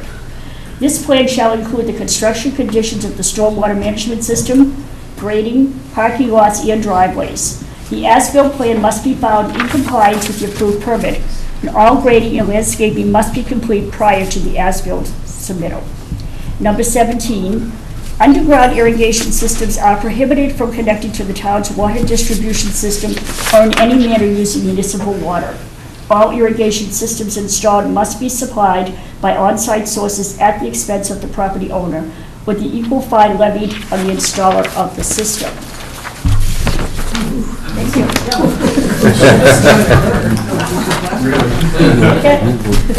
Where do you want to put in Bill's comment about signage? They added You put it in directional signage for the ball field. And we put in 6. We put it in 6 for prior to the following items have been added to the plan. Okay, Directional signage for the ball field. all right, thank you. Yeah, are we doing no parking sign? That was in the That's in the condition above that. Oh, we did, that's right, Right. okay, No, You put it in parentheses. right. I had it in my mind that we couldn't put up any signs. All right, I'm sorry. Do we want to add those no parking signs, even though it's a condition, to the plan as well for location? Or do we want to just leave it as a condition to add it and those locations can be determined in the field? I think they should be determined in the Okay, field. great. I would say in consultation with the town planner. Sure, absolutely. Ben? This is to Steve's point earlier, for post-construction, or wherever you see it fit, do you think we should add anything about long-term maintenance being the responsibility of DPW?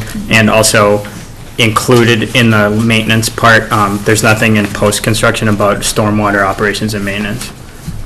There is a post-construction operation and maintenance document within the stormwater report. So we- which yeah, we didn't identifies address that DPW and also identifies all of the maintenance required. Right, yeah, I'm just wondering if that should be So a we should probably add post-construction an 18, condition. right? That says, that's after construction, right? So that would be an 18 that addresses ongoing responsibility for operation and maintenance in accordance with the stormwater plan, right? Yeah. And ongoing maintenance of the parking lots by the DPW.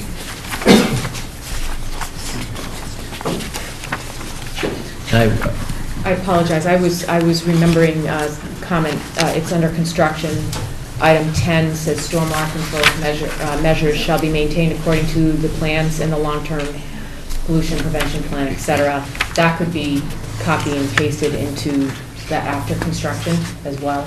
Yeah. And I think that addresses.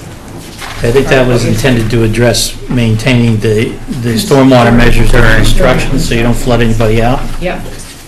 But you could repeat that, I think, for post-construction. O&M. Yeah. And does that plan have, who's implementing that plan? It does, it says the responsible party, it's identified on the first page, and I believe it is. Attach it to the decision. So DPW is the responsible party for the, so for the swales and all that, That's right? correct, Okay. yeah. I'm sure I put it down. If I didn't put DPW down, I'll make that change, but I'm pretty sure I did. All right, a motion is amended. Second?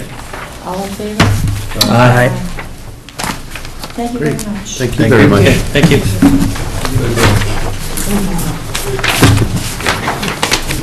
You don't want to go.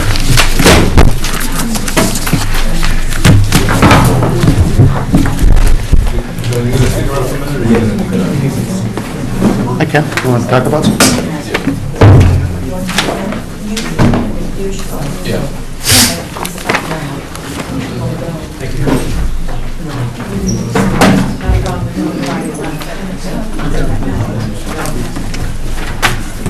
You're walking as stiff as I am.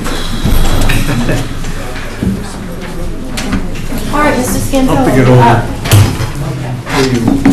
Actually, we're going to put a plan on town report. You guys got one plan, right?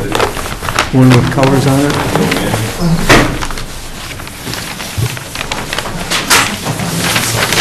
What is this?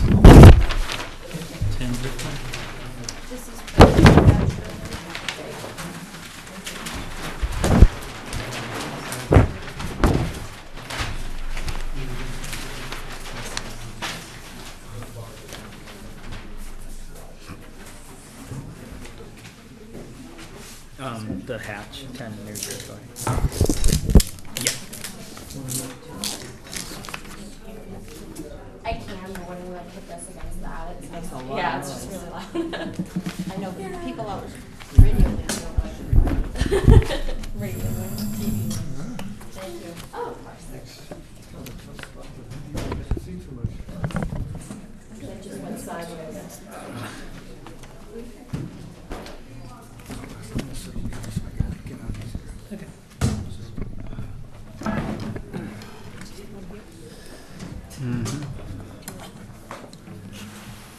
Okay, we have Joe Scanzillo here, Countryway Associates LLC, to discuss parking at 10 New Driftway. If you will introduce and speak into the microphone so that the people out in TV land will know what's going on. Okay. My name is Joe Scanzillo. I'm with Countryway Associates and the Jacob Hatch Condominium Association, Jacob Hatch Condominium Trust. This is Russ Anderson. He's with the same. And I'd like to start off by reading Karen's synopsis. It very well states what it is we're all about tonight. We've got a building that's 24,000 square feet, 291. We've got the required 81 parking spaces, so we're in conformity with the Scituate zoning bylaw. We would like to have additional 15 parking spaces on the property, in order to prove safety in the use of the site. And I'll go into why we need more safety matters taken care of here. Our plan and our design is to use porous, permeable pavement, and the current stormwater management that's on the site will be sufficient to handle the current site needs and the proposed site needs. No work on the proposed building is to be done, no change of use, no addition on the property, no alteration, no expansion of the building, no expansion of any other kind is contemplated, and we can't see that there's any impact on any neighborhood. Additional to that information, I'd like to point out the fact that back in the day when we first built the building, our 81 parking spots was sufficient at one parking spot per 300 square feet, and which is still what the zoning bylaw calls for. However, the way people's habits seem to have changed over the past 15 years, we now find people taking 2 automobiles to a doctor's appointment instead of one, and consequently, we're being a little bit more overburdened by a number of vehicles. People are those who can't find parking, vacant parking spots are parking on the concrete pedestrian walkways. They're parking on the grass. They're parking across the street at the other building across the Driftway, which is a significant hazard. And they're also parking on our fire access roadway, which is definitely not what we want them to do. Again, in order to improve both the safety and the utility of our site, we're proposing to add 15 spots. It's a very simple mathematical analysis.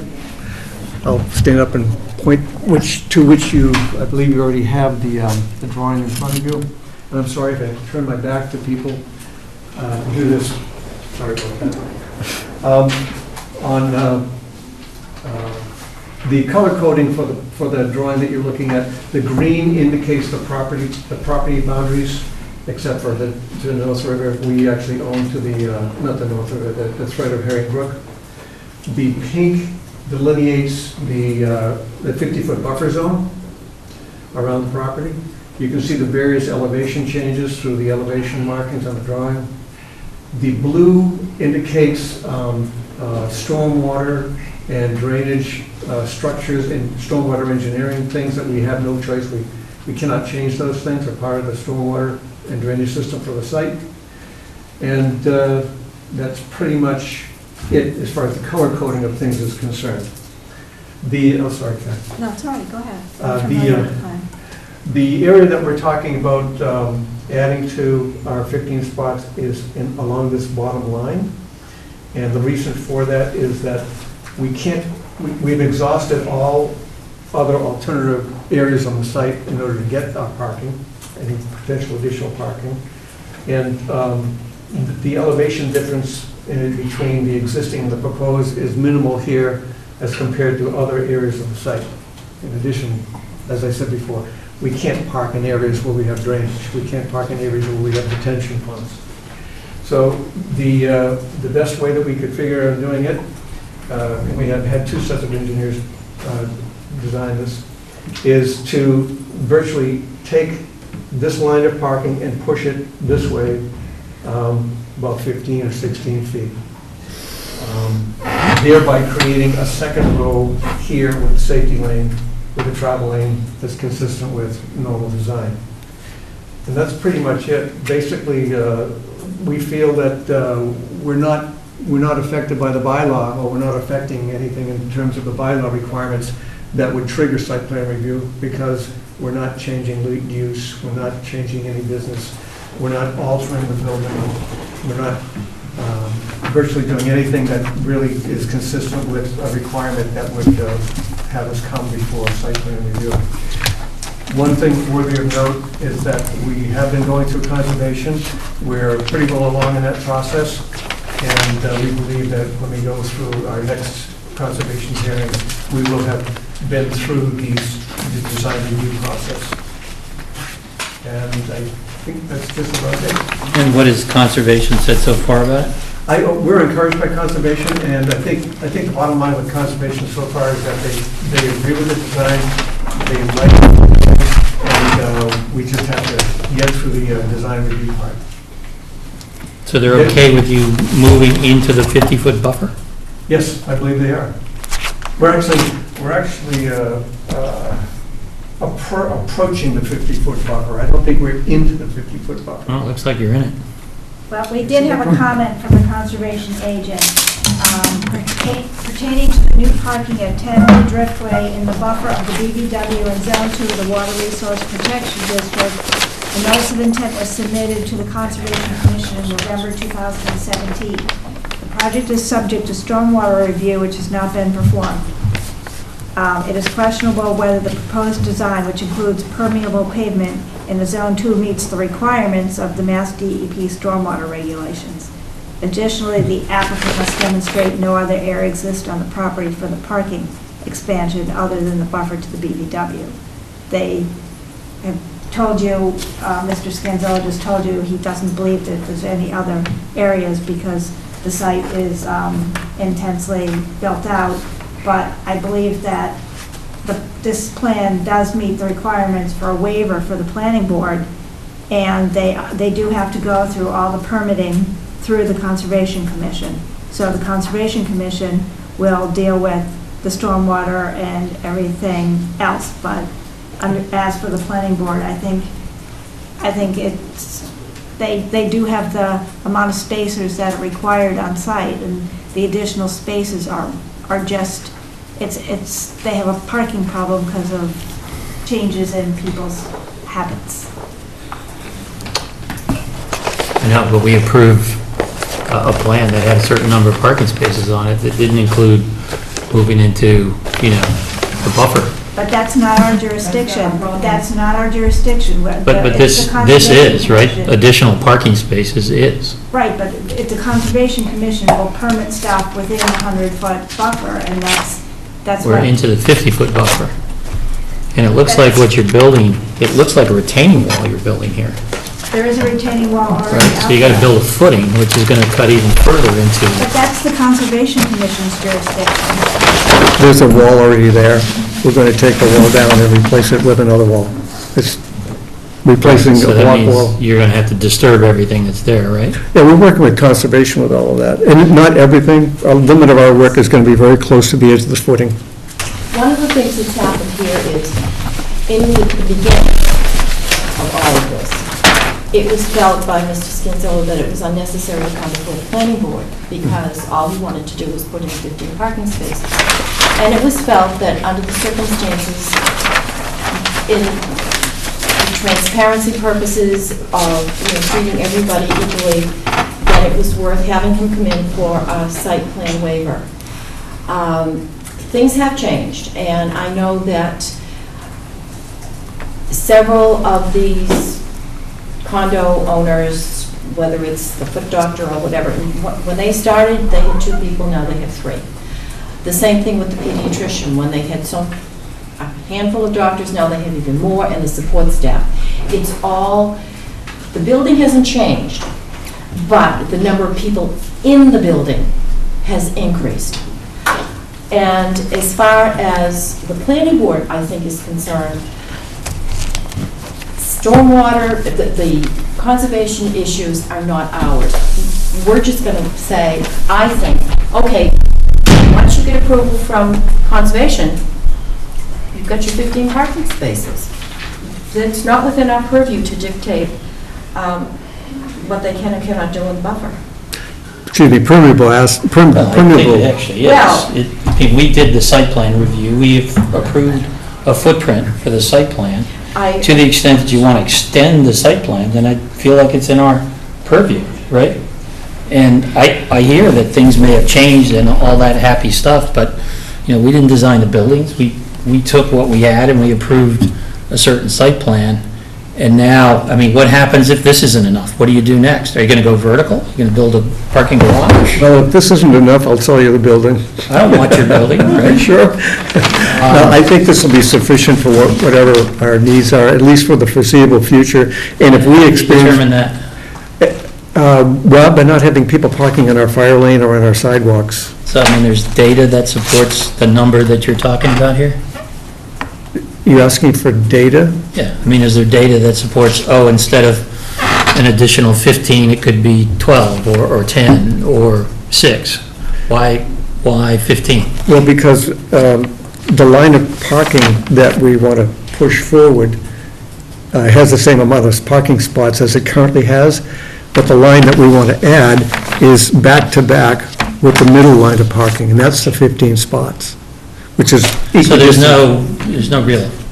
What's that? Analytical reason that says it's 15, it's just because you have space, you're making 15. Yeah, and you can go in a building on any day and witness maybe 3 or 4 or 6 people parking in places where they shouldn't, or on any other day and So why don't we witness do 12. 10, or why don't we do 8?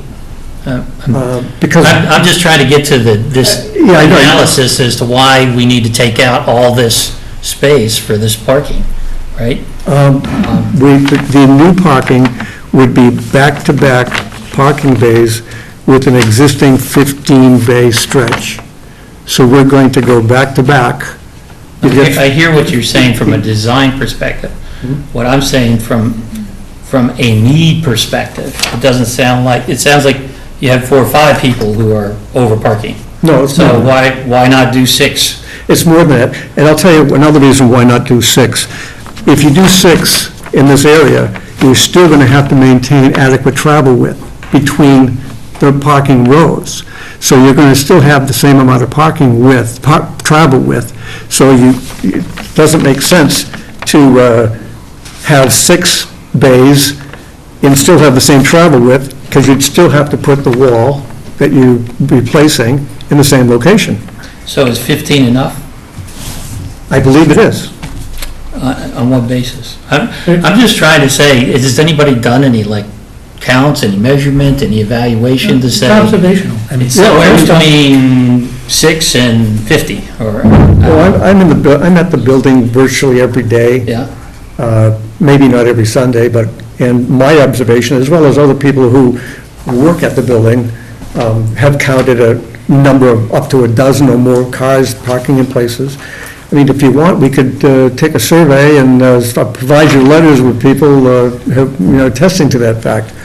But I didn't think that was necessary, simply because in order to get the additional parking, we have to back-to-back to a current row of existing 15 spots.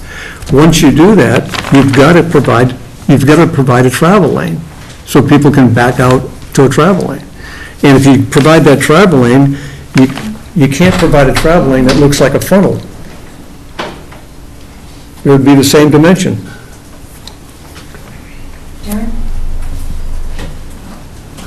It's going to be reviewed by conservation. I mean, it does, right now, the number of spaces meet zoning, and Mr. Scanzello is trying to do what would be engineeringly practical by, taking a whole parking bay and just moving it forward. I mean... So I guess my point on this whole thing is that part of our responsibility is parking, right? And so what we're doing here is we're saying you have adequate parking. You don't need anything else. You're saying you need something else, right? It feels incumbent upon us to evaluate that need, or at least have something on the record that sort of indicates you have that need. Well, he's telling you that he's got people parking in parking lanes. Right. And we're saying that all the spaces, everything from the original site plan, special permit was all built out, and everything is in accordance with zoning, but because people's habits have changed, they're trying to be proactive so that their site is not being a public health, safety, and welfare hazard. I know, but you're pushing additional spaces into the 50-foot buffer, right? You're doing other things that weren't part of our review when we first did this, and right? And that's something that the Conservation Commission will work with them on. So what do we do in the meantime about parking? Do we say every parking proposal that comes in here now is 15 to 20% too small? No. I don't get it. Well, I get it, And as far as I'm concerned, Mr. Scanzello has asked for 15 additional parking spaces. Yes, the special permit indicated 81 existing parking spaces. With the use of the building, it is now inadequate. Are you suggesting he come in for another special permit? No, I want to know, right now, we're saying we don't need to review it. That's what you've asked, right? We don't need to review it. We don't need to review that you need additional 15 or 20 or 40 parking spaces, or whatever it is you're asking for. We're just saying, okay, you've asked for 15, so we don't need to review that. And that's fine, if that's how we're going to do it. But we have a zoning bylaw that says, here's the parking requirements, right, that we're obligated to evaluate. He's asking for 15 over and above the 81 that he already has. I know, that we've only approved what was approved. Well, I think we're going around in circles here. What is your pleasure, Steve? What do you want to do? Well, I guess I wanted somebody to come in here with a little more information than just, because we can do it, we're going to build 15. That's kind not of what it really, feels like to me. with all due respect, that's not really a very fair statement. Well, that's what I heard you say. You said, well, I didn't I've got say to do because 15. I did not say because we can do it, we're going to build 15. What I said was, using common sense. No, I didn't say that. What I will say is, using common sense, this is our best location to get the parking. We have to push the existing retaining wall forward, push the existing 18 or 20 parking spaces forward, so that quantity is not going to change. Double up this middle lane of parking. When you double up that middle lane of parking, you need to have an access travel way for safety purposes. That's common sense.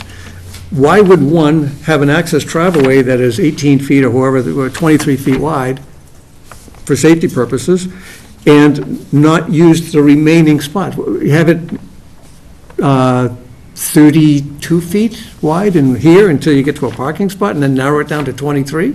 It doesn't make sense. No offense, but... Well, it limits the impact on on what? the rest of the property. No, it doesn't, because you still have to do this work. You still have to do this work. This is currently paved asphalt right now. It's there, it's being serviced by the existing stormwater system. So what's currently paved asphalt? Everything... I thought you were adding 15 parking spaces. We are. The net difference is adding 15 parking spaces. All right, so explain that to me then. I Okay. don't get it, so. If you can envision, there's an existing retaining wall with, I'm going to just... And where is it? It's at the bottom of your drawing. Where this 255-foot linear wall is? Yes, exactly. Yeah. There is, well, that 255 feet of wall is not 255 lineal feet. It includes two corners, two returns. Well, lineal feet, that is lineal feet. It's not one straight line. That's my point. The existing parking along this line would be simply pushed forward this way 16 feet. Yeah, so you're taking 16 more feet of land in order to put these in. Of my own land, yeah. Yeah. Yeah, but of your own land in a buffer zone. In a buffer zone. Approaching a buffer zone. No, in a buffer zone. It's not approaching. Which the conservation people, we're working with them on that. That's their purvey. So the quantity of parking spaces here does not change. There are parking spaces in the middle of the parking lot. What we're saying is that there's one row where there's 15 parking spaces between these two islands. We want to push this row apart, the existing row, of maybe, I don't know how many parking spaces this way. It's 33. Back to back, 15 additional parking spaces in the existing parking lot. Right. When you do that, you're going to lose 18 feet of travel lane, 18 of your 23 feet of travel lane. Fortunately, we have a couple feet that we can pick up here on the existing retaining wall, because that whole assembly amounts to maybe 2.5 or 3 feet. Right. The concrete wall is only 12 inches. Okay. I'm not trying to be obtuse here, but what I now understand is that you're pushing that wall back 16 feet and taking all of that land in order to create the ability to make those other parking spaces. In order to create the ability, right? Correct. And so our job as the planning board may not be strictly the stormwater, but it's to demonstrate that there's a need for the additional parking, right? And I was simply asking you if anybody had done any analysis to demonstrate that need, right? And what I hear is it feels like we're just going to have to sort of take the anecdotal and accept that as the need. If you wish, I can get the people who occupy the building to write you a letter telling you that the parking is overburdened and that people park in the various places that we've outlined on our paperwork to the town. If that would be helpful, I'd be more than happy to do that. But, I mean, aside from fielding phone calls every day because, people are in the parking lane, and going there and not being able to find a parking spot myself, I mean, I don't know, do you want somebody to sit there with a clicker and... All right, we're getting a little far, Dorothy. Steve, you get your hand up. Yeah, I just have a question. I'm looking at table 760.6, which is the minimum requirements for parking. And Joe meets the minimum requirements for parking, but it doesn't say that he can't have more. So let's say you build a single-family residence in town, and the chart says 2 spaces. And if somebody comes up to your house, can you park more than 2 cars at your house? We approved a special permit on this, right? I get that, And we but I'm going defined based what on was parking there. requirements, that's We're all. asking for a change, That's what right? you're doing. Exactly. Yeah. And all I'm trying to do is validate that change, right? And I'm asking how much information we have about that change. Is it 6 parking spaces you need? Is it 15? Is it 40, right? Are you going to be back after you do this and say, we still don't have enough? I didn't hear you ask that question of the prior people that were up before us. I'm sorry? I didn't hear you ask that question. How did you validate the number of parking spaces you want to increase for the ball We had a field? pretty good answer on that, actually. Was it validated? Yeah. And based upon somebody's word of experience?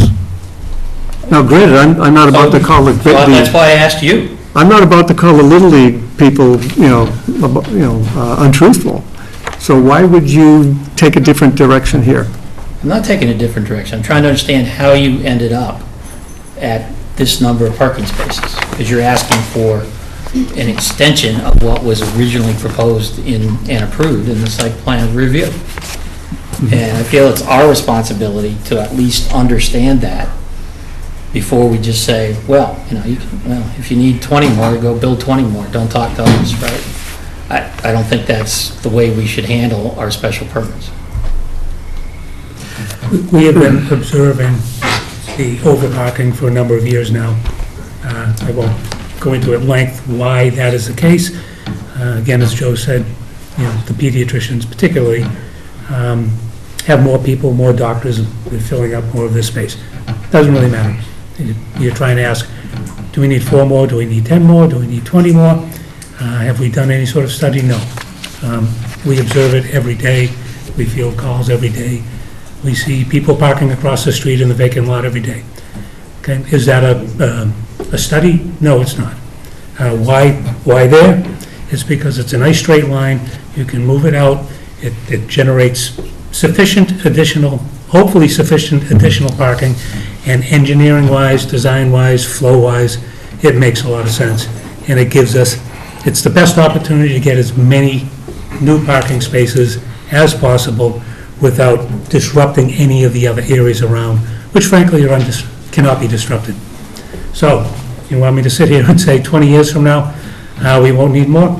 No. I don't know. I'm hoping like Maybe 3 years people will from now, come by you won't Uber. need I more, can't right? answer the question. Yeah. Okay? I can say that we're trying to get as many more to alleviate really what is becoming a danger and a terrible problem for the people who are there. I'll just add anecdotally that frankly, we've been through the Conservation Commission a number of times, perhaps because a couple of them have children that try to go to Scituate Pediatrics particularly. We tended not to have, this question has never come up before, because frankly, everyone who's been on the site has said, there's no place to park. So if that's a vague answer, it is, but I appreciate a broader response than just we think we need it, right? No, we know we need it. One of the things that was said in terms of the Little League, Steve, was They basically looked at the number of cars that were parking on Clifton, and they were looking at the number of cars that were parking on Beaver Dam, and they figured that that's what they needed. They needed to increase the parking spaces. As far as this is concerned, they feel the need to have additional parking on their property. Yes, the initial, however many years ago, site plan stipulated 81 parking spaces. Times have changed.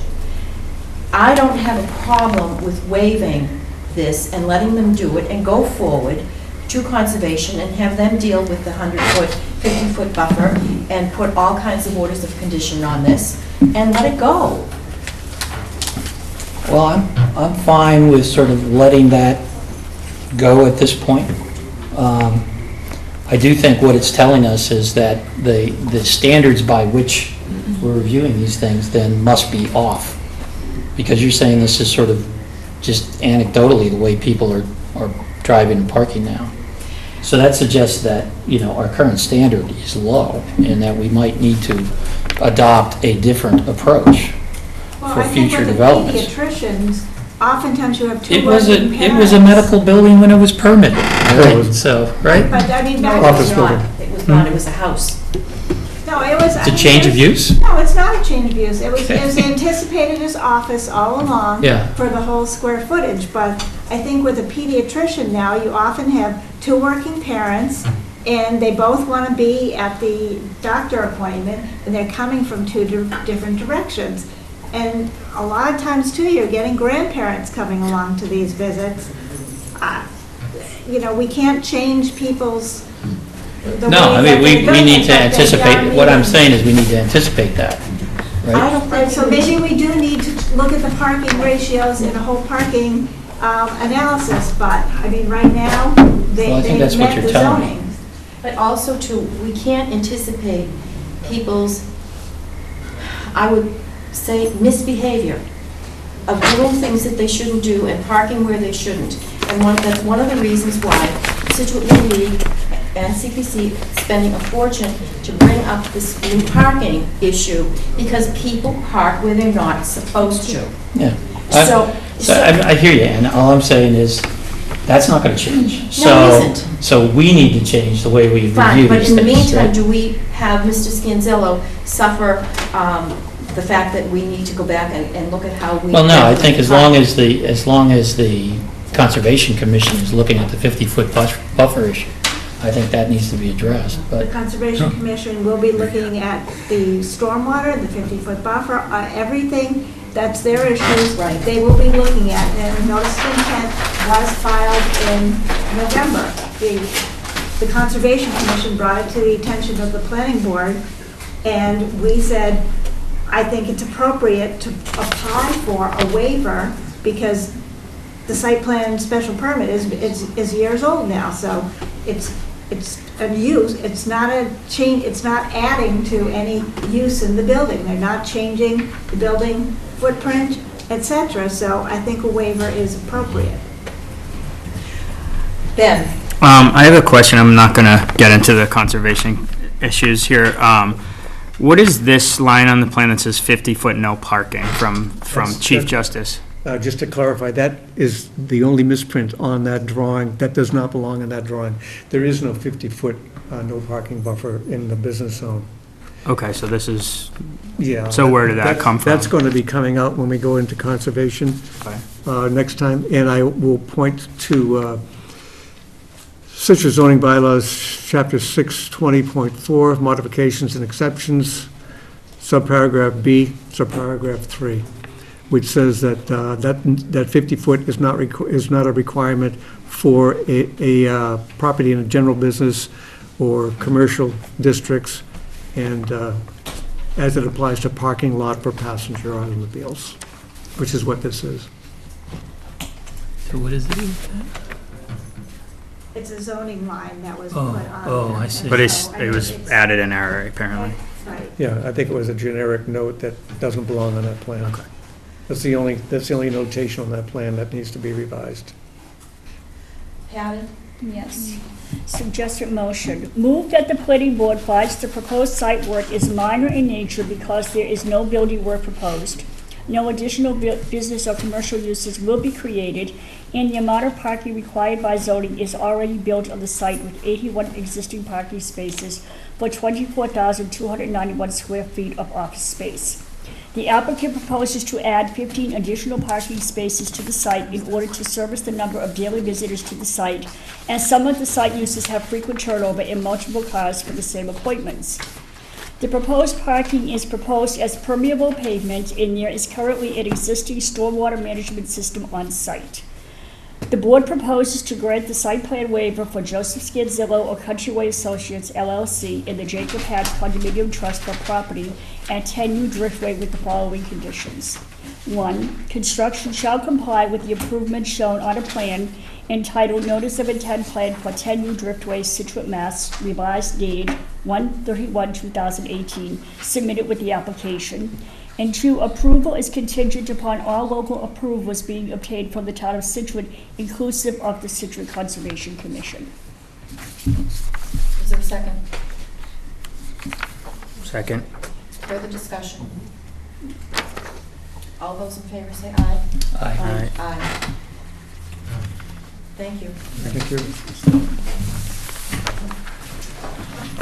All right, we have, And one more, I'm sorry, the revision date that Patricia noted of January, once we take that 50-foot notation off there, there'll be a new revision date, unless you want to make some kind of a note about the 50-foot, or just leave it.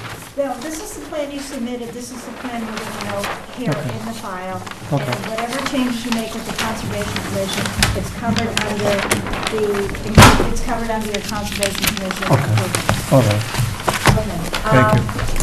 We have a special permit at 8:30. Patty, it's 10 Bridgeway, it's withdrawn, so Yes. you can just read that, please. I move to accept the applicant's request to withdraw the application for an accessory dwelling special permit at 10 Driftway without prejudice. Second. Is there a second? Second. All in favor? Aye. That's done. So now we have Scituate Beach Association, and we're running a little late. Just a wee bit. You're up.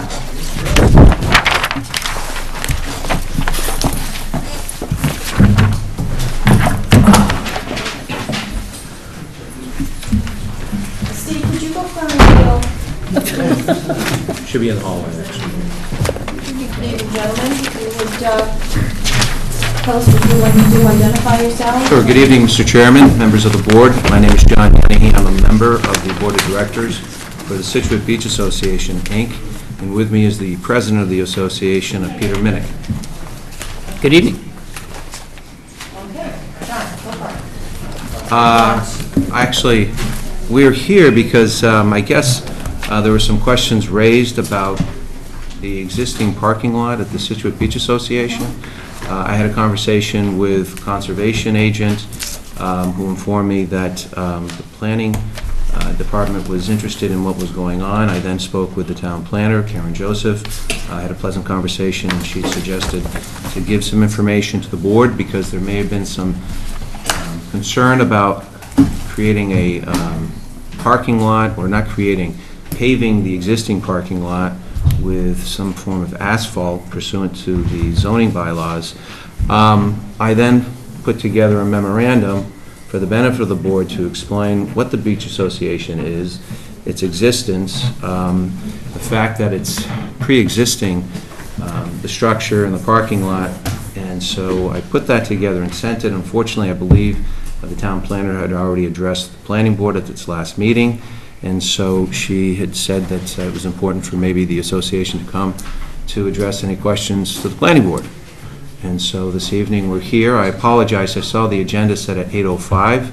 I was under the impression, it was my mistake, that it was 9 o'clock, so we thought we were early, only to find out that we were late to the agenda, so my apologies. Lucky miss, lucky miss. So anyway, so we're here, as I say, to answer any questions about it. What the Beach Association was planning to do was that after the storms of March and January, they were going back into the parking lot where there was some divots, or shall we say, the existing, I guess you could say, conditions, and try to put down some stone to make it a little bit more appealing. The other thing the association's looking to do is that this parking lot has been left open, and in the process of leaving it open, some, I guess you could say, individuals or organizations sometimes assume it's vacant property and use it. On occasion, there was, I guess you could say, a tractor trailer who was parking his truck and container in the back, the 18-wheeler. That's no longer, but then at one point, the town, through its contractor, when they were doing the water project, happened to use it as a yard for its materials. I did speak with the director of the Department of Public Works. They were supposed to only use it for 3 months. It turned out it was there for a year, and then they left and they didn't remedy or, shall we say, correct any of the flaws that they left behind. Clean up after themselves is probably a good way to put it. That's the easiest way. Might have some pull on that, though. No, that was just asked, and then unfortunately. So, any event, that's what they're planning on doing, and so, aside from that, that's pretty much all I want to do. So they're looking to put gravel down, although... Is there gravel there now? There has been. It's been kind of washed away for years, the ongoing use. The association is... it has a very small bank account, I guess you could say. It's not some organizations have more of an endowment. This is kind of a small amount that they have. So this year they're looking to put about $6,000 into the parking lot. But in any event, there are some issues with conservation. We're addressing that issues through conservation. We have not applied for anything, but that's first stop was here to at least explain what we're proposing to do. And is there a plan to change the configuration of the parking lot? No, it was just basically to So put stone. it looks like it's got some grassy islands and stuff like that? Correct. And those all stay? Yes. Yep. Or what? So the thought was, and this hasn't been passed by, initially it was discussed by the executive board, not by the board of directors, although the board of directors did meet on Sunday to discuss coming here and saying, at least try to explain what was going on. There have been some thoughts of trying to create maybe pressure treated boards to kind of gate it off, possibly. But that's going to have to be addressed through COMCOM to see what they prefer. As far as an asphalt, it wouldn't make too much sense because it's marshland beyond that. And we need to find out the buffers before doing anything. And there is, putting asphalt down wouldn't be, I don't believe would be the wisest thing. Whose property is it, John? Is it yours? It's the Beach Association. Beach Association owns it, yes. Imagine it's going to flood many more times. I think so, too. Mhm. Yeah, that's the other issue.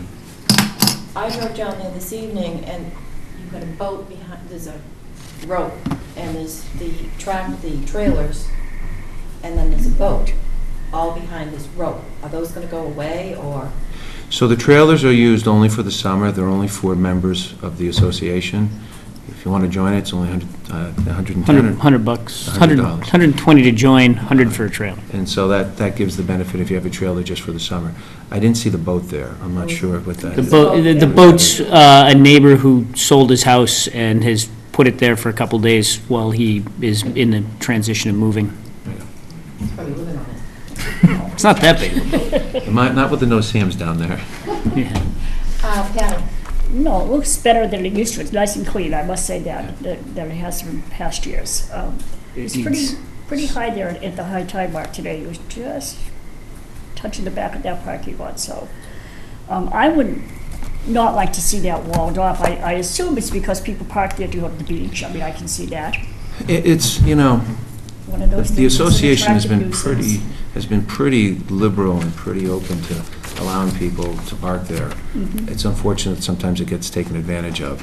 I think the concern has been, especially when somebody had the tractor trailer parking there, or when a huge pile of pipes and fill and everything else was piled there without even consulting them. That's the other concern. There's 5 big drainage sewer pipes. I didn't check today, but they were there 2 days ago that somebody just... They're not there today. No. I drove by. Perfect. So we don't know who put the corrugated pipes down, but they parked them there. And I'm like, that's the other problem you run into. I'm trying So to, this isn't really something that's policed, or nobody's there to really keep track of anything, or? it's all, neighborhoods. I can see the building from my backyard. I can't see the parking lot from my backyard. So what do you plan to do with the $6,000? Gravel the driveway and? I'll let Pete tell. Yeah, so we just like to clear back a little bit of the grass that's, and the brush that's starting to encroach from what has historically been the parking lot, and, clean it up a little bit, make it look nice, and then gravel it down so that there's not big pools of standing water there, which we get right now. There's, because of the divots, what have you, that were left from the contractors 2 years ago, there's a standing pool of water on the harbor end of the parking lot that's like a cesspool. It's awful. Because it's a wetland that you've got water. All right, questions from the board? Is it, you filed something with the Concom? Not yet. Not yet. But you're That's going what to? we intend to. Yeah. Before we do anything, we're not going to do anything until that happens. Master plan for the whole area? No, because, again, so we have different people who are focused on the building, the parking lot, and then there's the ball field, because they own all the way down to the ball field. It used to be a baseball field. That took a lot of damage, and that's another focal point right now that we're trying to think about. How do we clean it up? Are we thinking of adding another basketball court, because they cleaned up the basketball court. It's been very successful in the past year. So, unfortunately, I wish, for my advice would be, do a nice plan with the whole thing, but we don't have one, Bill.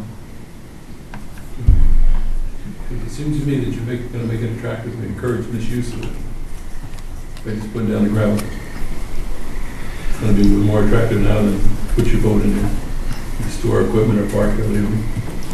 No, it's policed on a, there's people by there every day. We know the trailers that are there. Last year, we towed a number of trailers that showed up randomly. That's really not, it happens, absolutely. Is it addressed immediately? Yep. Yeah. Ben? So, I know you had sent a correspondence detailing kind of the historical aspects of the property, but I was just, for the record, I was wondering if you could discuss a little bit about how long kind of this area has been used for parking. Sure. So originally the field itself, and I forgot what exhibit number it was, I'm not sure if it was C or not, showed you the plan, if you will, of the lots. Originally it was purchased in 1915 as a part of the Scituate Beach Association. That's when it was incorporated. And it was used primarily for the fields for the activities, for the kids.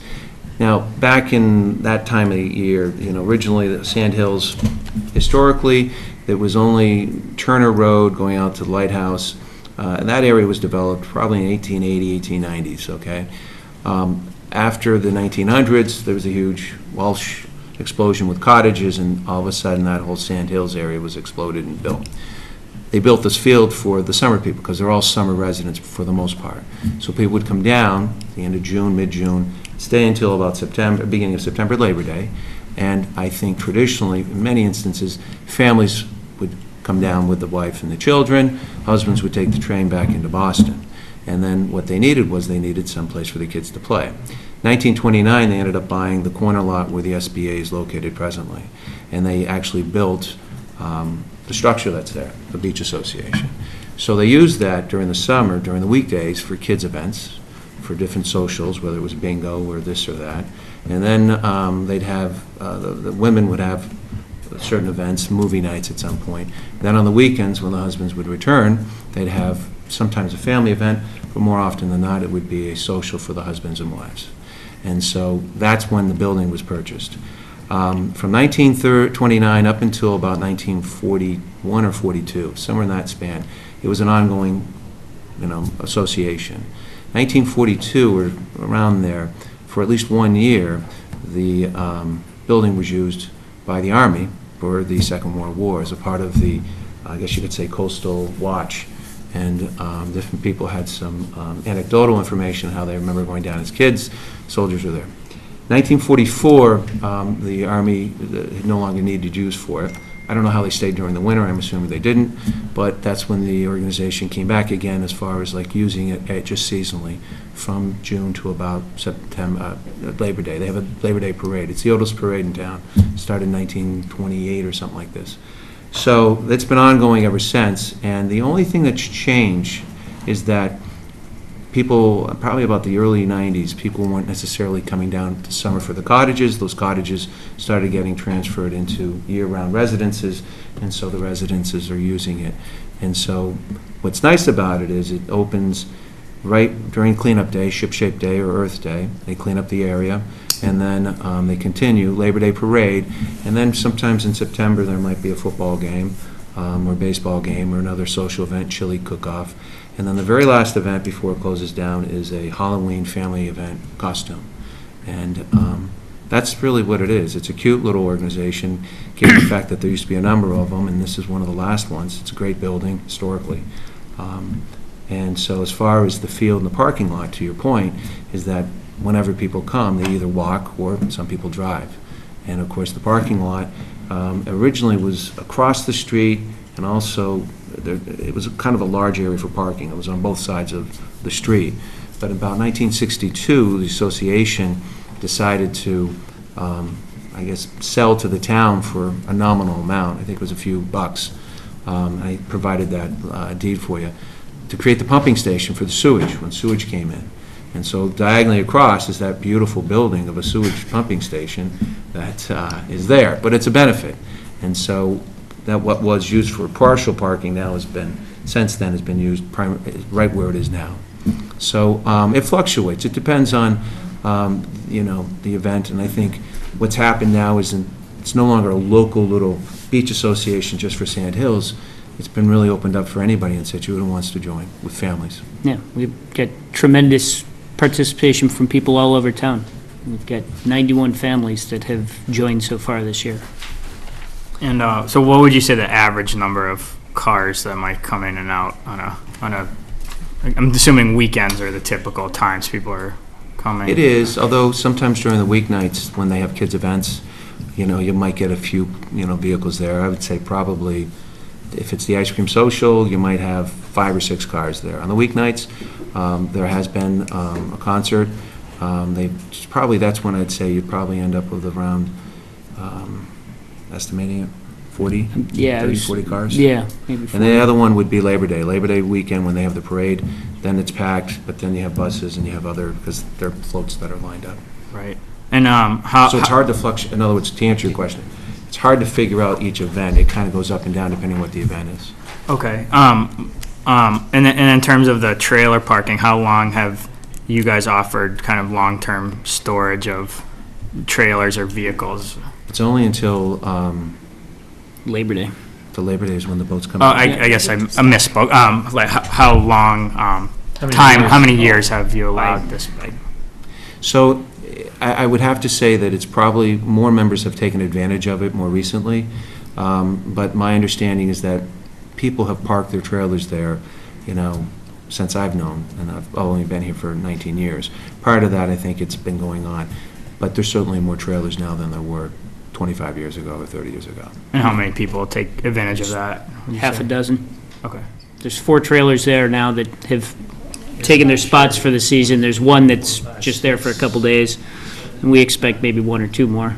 Okay. Wow. This one has 9 of them in this picture. So I think one of the problems with the issue with the trailers are, there comes a point where you can't keep putting trailers because it's going to interfere with your parking. And so, go ahead. Sorry to cut you. I mean, we don't want more than half a dozen. We don't want to take up the space. That's not the business we're in. That part of the parking lot is fine for that, and it's great for what we have. But beyond that, we're not in the trailer storage business or parking business. There's no intent to expand this parking. All you're doing is doing maintenance to the existing surface. Correct. And you're dealing with conservation as far as this is concerned. Before we do anything, we have to go to conservation. Do you think they need a site plan waiver for parking, Karen, or is? Well, I suggested that Mr. Dennehy and the Beach Association come to you to determine if you thought it was just maintenance or if you thought it needed a site plan waiver.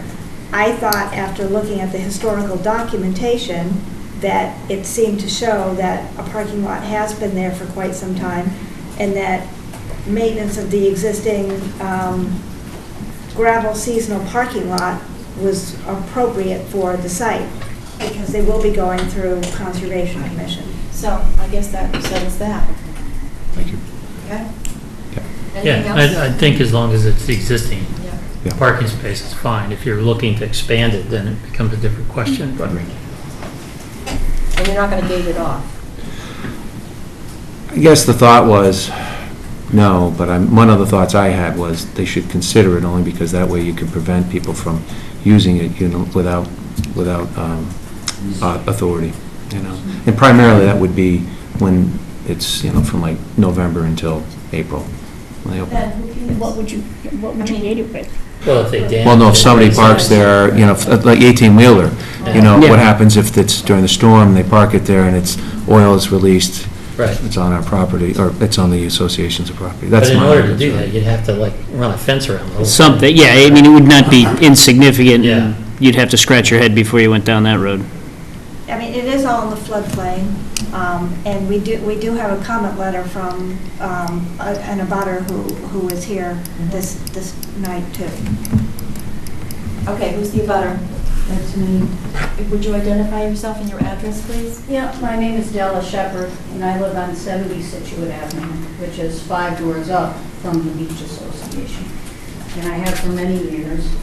And you probably saw my long-winded letter, but the short version is that I think there's way too much parking there now than is healthy for either the salt marsh or the neighborhood, which is right there. And I think that parking use is increasing, and you heard them say that they're getting 91 families from all over Scituate. There is tremendous parking pressure there now, and as I say, I think it generates trash and traffic in the neighborhood, and I think you noticed that it looked clean down there. Well, some of that is because I'm picking it up. And also, I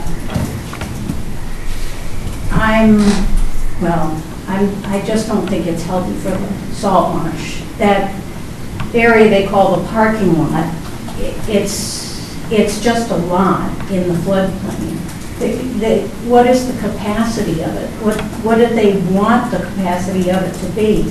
Right now, when it's full, when they have their 40 cars, they're within probably 10 feet of the main water channel of that salt marsh there. And it just seems like there's a lot of parking, there's increasing parking, and there ought to be some review, they ought to have a map of what they do there now, and there ought to be a review of what their project is. I mean, how they want to make it safe for how many cars? And how are they going to protect the salt marsh and the neighborhood?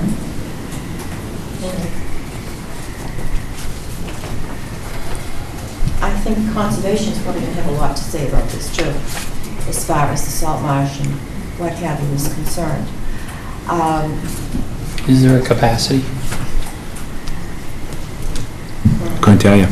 It's just, it's one of those. It is what it is. It's been there for a long, long time. And I know, but is there a point when there's too many there? Or Excuse me? is there a point at which there are too many there? Has there been? People get blocked out and there's time there? No. No. Oh, not for a functional point. I think from a practical point, I'm thinking of like the Labor Day Parade where people will park there, but then other people park along the street. And that happens, or they'll park on different, parts of the street, whether it's Scituate Ave or whether it's Otis. Yeah. That occasionally happens. And, but for... That's people parking along the street, though. Correct. They're not parking in the parking lot. Right. Even though there are no parking signs there. And it's, I think, Parking in general is tough down there in the summertime. It's like being, yeah. during the 4th of July, or 3rd of July, absolutely. A nice weekend, everybody has Labor Day their weekend. company. It's- On a hot, yeah, hot it's- summer the beach. day, people will go down there, the parking lot gets filled. Yeah. But generally for the events, like I say, there are only rare events that it happens on. Are you It's, giving out your own beach stickers, as it were? no, we don't. That's another thing, because we're thinking of creating it off. At one point, you gotta realize, it's an organization that's kind of like, people come up with ideas. The one idea was, why don't we have it, and we could maybe rent a spot out during a hot day. Well, you only get 3 that you actually needed, and it doesn't really make sense. But, so that thought came up about getting stickers, but then again, you get the cost of the stickers, and you say, well, who's gonna really use it? It's not like the yacht club, where they cordon it off, and you get in there. It's not But that it at said all. on the sign that we saw Yeah. tonight that you had, in order to park there, you had to have a sticker, Permit. a permit. Permit, yeah. Was not aware of what the sign said. I'm going to, Those are- unless you do, I'm gonna probably say that David Meharry put the sign up to try to say. Says you have a security system. Yeah, That's a deterrent of. exactly the case. Okay, all right. It's like 6 So now it's been publicized. There really is a permit, right? Well, we have to move along, so you're going to have to deal with conservation. I Yes. appreciate the fact that you would come in. Now we know what you're doing, or not, as the case may be. Thank you. The only thing I would say is maintain the space that's currently being used. Don't expand it. And be kind to the And neighbors, don't encroach where, please. don't let people park into the marsh, into the wetland. Yes. Yeah, that's certainly not most of us live down there, so we're trying to be good. All right. Thank you, Mr. Chairman. Thank you, members. I appreciate it. Good night. Thank you. Thank you. All right, now we have surety release 529, 531 Country Way, common driveway, an hour late. Please see for that. Mr. Sharon is not coming. He made a commitment. The common driveway has been completed, and as revised as-built has been received to show that the top course has been put on. You voted last fall to take $15,000 of surety, so until the top coat was done and the as-built was received, and so I recommend that that be returned along with the remaining funds in the planning board guarantee account, because there'll be no further inspections. Got it. I move to release the surety being held for the 529, 531 Country Way common driveway of $15,000 plus accumulated interest of $45.91 for a total of $15,045.91. As the top coat has been installed, the common driveway is completed, a revised as-built showing the top coat has been added and has been received. I move to release the remaining funds in the planning board guarantee account of $465 as all the work is completed and there will be no further inspections. Second? Second. Any further discussion? All those in favor, please say aye. Aye. Next, we have Form A, 1 Crescent Avenue. Who would that be? We did that already.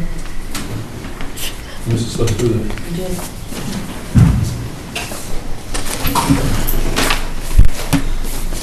Good evening, Mr. Jordan.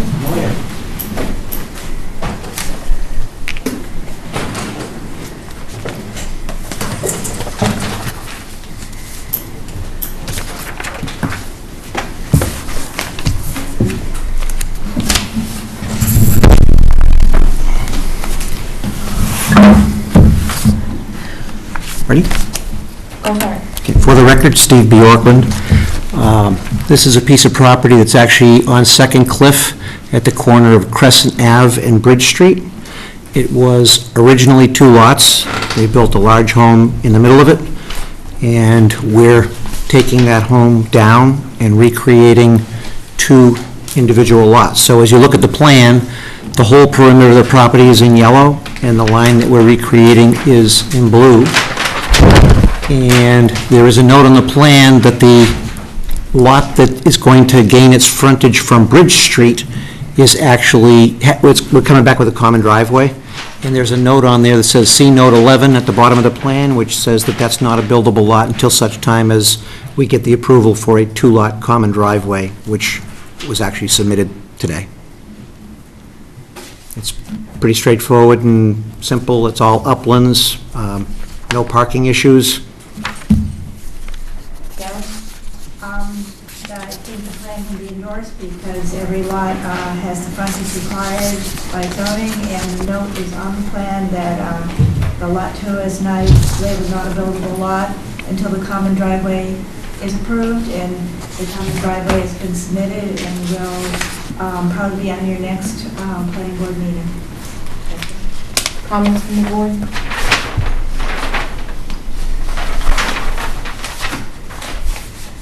Hearing none. Patty, you're on. I move to endorse as approval not required a plan of land in Scituate, Mass. showing a division of parcel 56-2-17F, 1 Crescent Ave, prepared by Ross Engineering Company, Inc., for applicant 1 Crescent Ave Realty Trust and owner Douglas William Cook Garnet and Susan Post Garnet, dated 5/23/18, as the division of land shown on the accompanying plan is not a subdivision, because it shows every lot on the plan has frontage of at least the distance presently required under the Scituate zoning bylaw. Lot 2 is labeled not a buildable lot until a common driveway has been approved. Second. All in favor? Thank you very much. Thank you. You will be happy to know when we come back, there'll be a lot of pavement off the plan, and there'll be a reduction in pervious property and impervious land out here, so. What house is this This is nice. coming down? Excuse me? What house is coming down? The house right in the middle of the plan. I know, but just trying to visualize, what does this house look like? Oh, well, I didn't bring a picture of it, but if you drive across Edward Foster Bridge, Peggy Beach Road is the first road on the right. Right. Go straight up the hill. It's right there with a for sale sign on it. Is that brown house? It's a big old, I'm colorblind. I'm going to tell you it's blue. It could be gray. I don't know. Does it have 3, It's got a big staircase on the front of it. Was that the one that was used as a bed and breakfast, or is it before that? No, I don't know which one that is. Oh, it's before that? It's before it, Yeah, okay. the bed and breakfast. okay. Thank you. Moving rapidly along. We have open space projects, and Frank Snow is here, and Penny. I'm just watching. You're just watching. I'm moral support. Alrighty. She's behind you, way behind you. No, excuse me, sir, he's behind me. She's really in the lead. So she's throwing you under the bus. Yes. All right. Good evening. Identify yourself and please explain what you want to do. Frank Snow, Chairman of the Conservation Commission. This is regards to our access and parking on open space. This is in the West End. Maybe you'll recall, about a year ago, I came before you for a stone wall opening permit for Clap Road, because it's a scenic way. These are long-standing projects that the Commission's trying to move forward. Over the years, we've been acquiring a large number of parcels of open space, and access to these to citizens is limited. And so what we're trying to create is roadways and parking areas in various locations to get folks out into these open spaces and be able to utilize them better. We're also trying to make these accessible. We've been meeting with various groups, including the Disabilities Commission, and trying to come up with a plan that will make some of these properties a lot more user-friendly for varied groups. So there's 4 locations. You each have a plan. I didn't bring in, I can put things up on the board if it would be helpful, but there's 4 locations. The first one is the Damon property. This is on Clap Road. If you came from Grove Street and headed towards further into the West End, it would be on your left, sort of as you reach the crest of the hill on Clap Road. And there's, about halfway between Grove and Booth Hill, right at the crest of the hill, and there's already a driveway that goes into this property. And so we're proposing I think it's a 7 or an 8 parking spaces, parking lot. We're going to improve the driveway that goes in.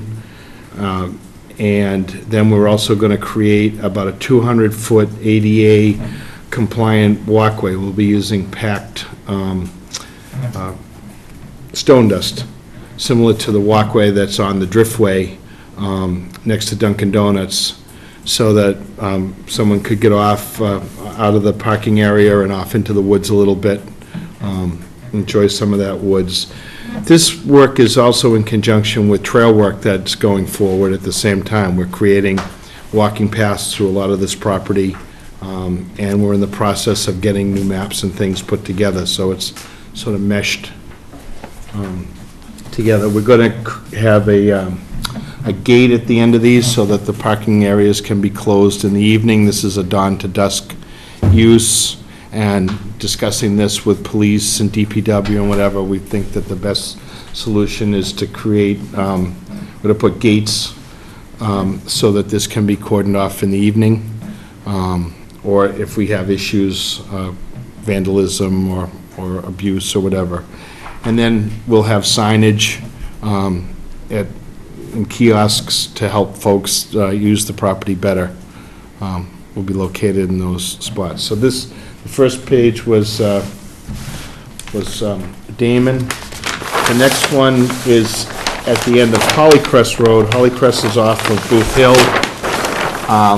It's about halfway between Clap Road and 3A on the left, and Hollycrest is a unimproved dead-end road, and we're going to extend that road or drive about 200 feet and create a parking area. This particular site will have a handicap parking spot, but there's really no pathway. When you leave this site, there's a really steep embankment that goes down to a brook. And we just don't feel that it's practical to put any sort of pathway in there. It just wouldn't be that usable. We are creating a trail that's going to go from this location and connect with a trail network that's on the Bates Lane property, and we're going to be building a little walkway and bridge across the brook that's in there as well. So, question for you. Sure. The first two we've looked at, it looks like they're both 8 parking spaces? Yes. How did you come up with 8? What sort of defines how big a space you need? We've seen, after the last discussion, it's a little informal. I'm just curious as to how you make that decision, I guess. Why not 10 or 12? We sort of looked at other areas, Norwell, Hanover, our agent now and our former agent were both Hanover agents. They had some areas. We sort of discussed how many people we thought would be using this. We wanted to have a handicap space, and then it essentially leaves us with seven spaces in these. And for quite a time now, I've been allowing parking on my property on Clap Road, and I can tell you that, there's usually 3, 4 cars, maybe 5 on a weekend. Also, right now, the Mount Hope Improvement Building has a parking area, and then the access to the trail work is across the street. And again, the observation's been 3, 4 cars parked in there. We have more cars. The Driftway is actually our most used trail network, and that has a lot more vehicles. But it's just, it's an easy place to get to. It's already has some handicap accessibility. It gets people out to the water. And we didn't see the need to go to that extreme, but we thought if we're building them, we want to be in an area where we're comfortable with that, and making an accessible parking for each one, although we probably realize a lot of them aren't going to get utilized that much. It comes up with that. I was just thinking, if you build it, they may come, Well, we hope they do, and I guess my follow-up question to that is, once you've laid it out, is there anything like to prevent people, once they get there, if it's full, to like park somewhere else kind of thing? there's a couple of turnouts on the side of the road that could be used, and I guess folks could wind up out at the street if they had to. I'd like to see that as a problem. I'm not sure that's gonna, I mean, we're gonna I have... was thinking more at the parking lot, like Yeah. they begin to extend the parking lot into the, We could do some clear, I mean, we have plenty of land in all of these that we couldn't come back and readdress it, but we weren't planning on doing any more clearing at this no, time. I wasn't suggesting Yeah. that. I was suggesting we limit people from doing that. Right. From making more parking lot. Yeah, well, I think the way that we set it up with the grading and the plantings around it and whatnot, we'll be pulling up some stones, and we can certainly place them around the edges. And hopefully, and these are all in a general area, so if someone comes into one and finds it crowded, hopefully they'll just, say, well, we'll move down to Crosby or whatever. Who's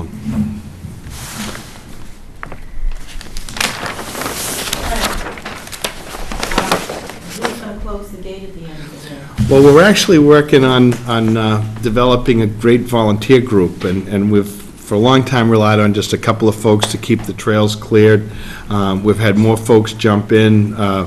Marla Minnie has been working hard with us on the trails piece, and we're hoping to start to get people that will adopt these areas. And that's the approach that we're going to take, that we're going to try to work and get folks to adopt these and get more volunteers involved in the process. So it's not the DPW, they're not doing a route or something? No. Okay. No.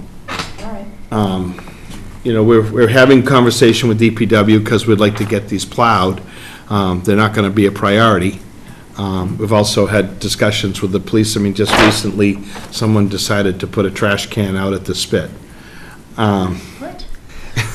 So, Take it in, take it out. and that's what we're hoping to do as well. And we have problems with some of this stuff. I mean, we know a big use now, one of the main users of a lot of these trails are folks walking their dog. And now we've got to deal with those issues. There's the dog poop, and then there's aggressive dogs, and there's dogs off leash, and nothing goes without some issue.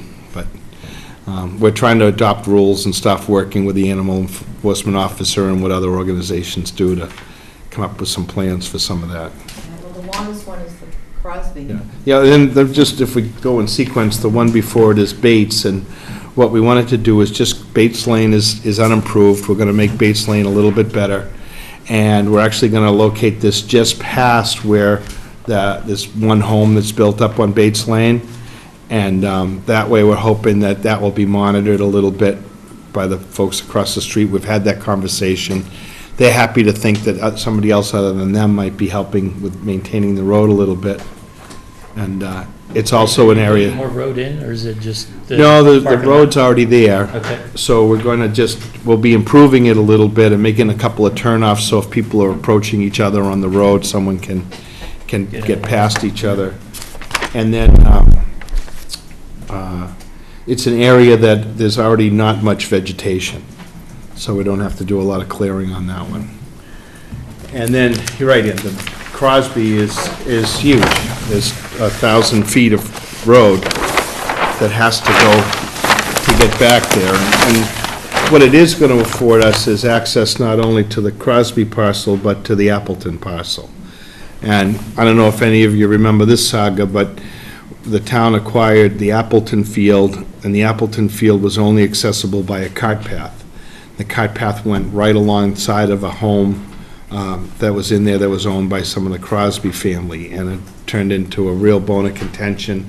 We licensed a farmer to work out there, and there was conflict. It was not pretty.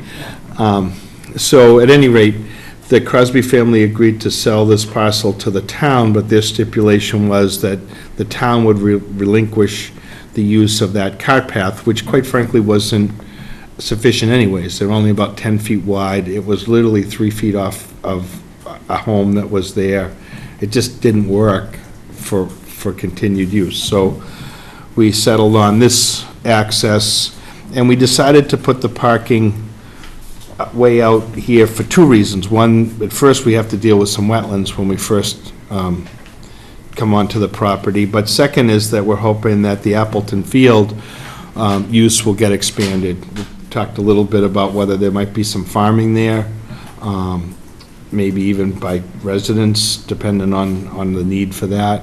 We're hoping that it will be used more for outings, different environmental groups, and we just think that's the spot to put that. There are two small parking spots right off of Clap Road, so if the gate were closed and someone wanted to get back in there, or they didn't want to drive all the way in, they could park their car right off of Clap Road. Frank, just on the field, Appleton Field, the intent though is for it to remain either for agriculture use or passive recreation, right? Yes. Not field, sports field or No, anything. no, this is, the fellow that was out there was an organic farmer. It was working out reasonably well, but we lost access to that field in that negotiation, and it's taken a long time to get to this. But Right. whether we license another farmer to use it more commercially, obviously, we're gonna have concerns about how they use it. We want it to be organic, and, there's certain things we put on that, or whether eventually it might be used by maybe a residents of the town having plots similar to what they do at Teague Sherman. Sure. We have to deal with issues like there's no water out there right now, and things like that, but it's a step. Yeah. Is there a wetlands replication on this? There is. Is that what I'm looking at? Yep. The end few pages are all a replication plan. Is that what this is here? Yes. Yeah. Yep. So there's So what wetlands is it replicating? there's 4,300 square feet of wetlands to be filled or altered, and we're providing replication for 5,100 feet. Steve, it's pretty much right off of Clap Road when you first head into this property. So does everything like drain into this? Is that? Yeah. It's really on the fringe of the wetland, and so what we did is, I think there's 5 culverts, and we're going to use bottomless culverts. Obviously, we ought to be most concerned about doing this correctly, so we're going to have 5 bottomless culverts along the way.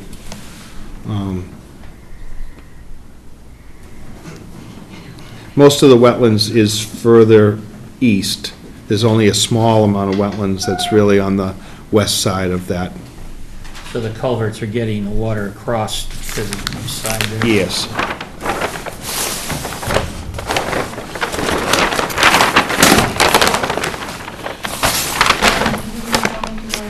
Are you all set, or? If there's anything else I can explain. I just thought that they should come to the planning board because it is an issue that deals with parking. Granted, it is a recreational use, but it's parking, so the planning board should look at it and see if you think it's in any type of permitting from the planning board. It will be permitted through the Conservation Commission for, there'll be wetland notification, just as Frank said, except it will also be permitted through the Conservation. And just so we've had meetings already with the butters and whatnot, and we're going to have another one. We've been trying to get input from folks that are around this area. We're going to do another open meeting the next month.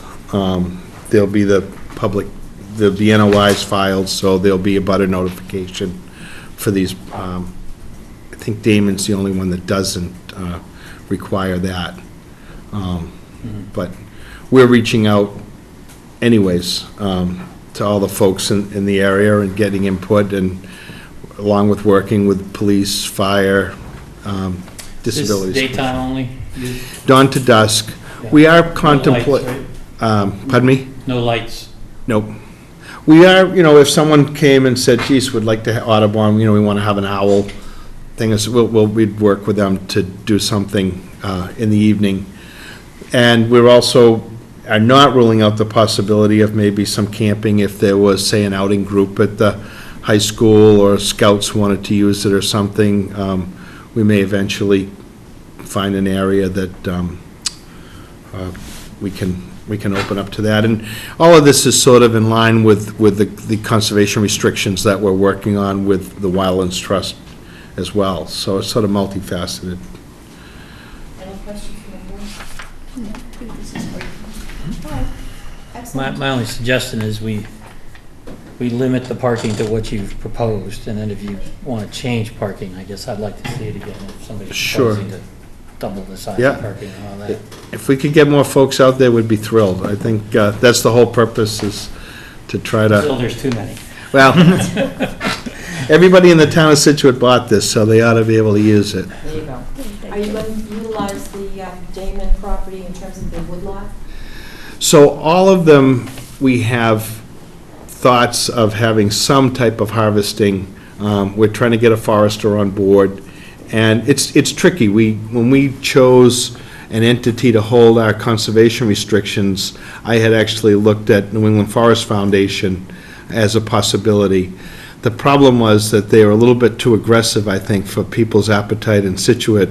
You know, if they looked at this, their look would be solely, what they could get out of it in terms of wood. And although it may work and we could grow, there's way more trees or wood being generated than coming down, I just don't think people would have the palate for that. And so I think the Wildlands Trust, we are allowed to do that. We'll come up with something. I can tell you that at Crosby, there's 2 large areas that were planted out in red pine that have all died. And one of our goals is to cut those right down and create some emerging habitat in those areas. So we've got those sort of things are visions. All right, well, thank you very much, Frank. Thank you. Thanks. Thanks. All right, we now have, Can I, overhearing the Jacob Hatch building, gives us a little thought as to how we view that. We appreciate it. Yeah, I just, usually about parking, and that one already had parking, right? Well, so it's an expansion of parking there, and it is going into the 50-foot buffer. Well, and I think that we do need to know the reason for that. If someone wants to come before us and wants to be in a buffer zone, if they need to be in a wheelchair, if there's whatever reason, we'd like to have it, get a little bit more information. And I think there's good collaboration anyways with Karen and Amy in there, so. wonderful. That'd be helpful if whoever doesn't need one, would be happy to.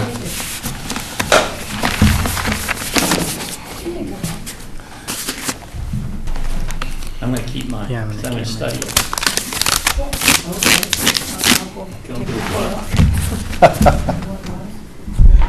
There you go. Thank you. Thank you very much. Appreciate your time. Thanks, Frank. Thanks. All right, 50 discussion on emergency access on the Scituate project. And who was here for that? Yeah. Peter Chanta? See, if Penny wasn't here, I would have left that one. What do you think about me? How you doing?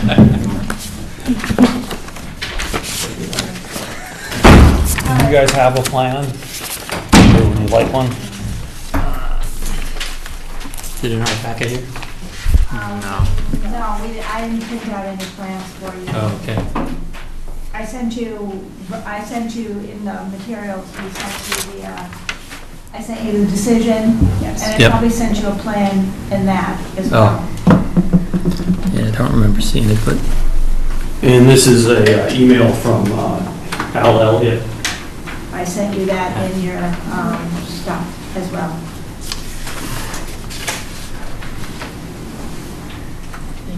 Sure.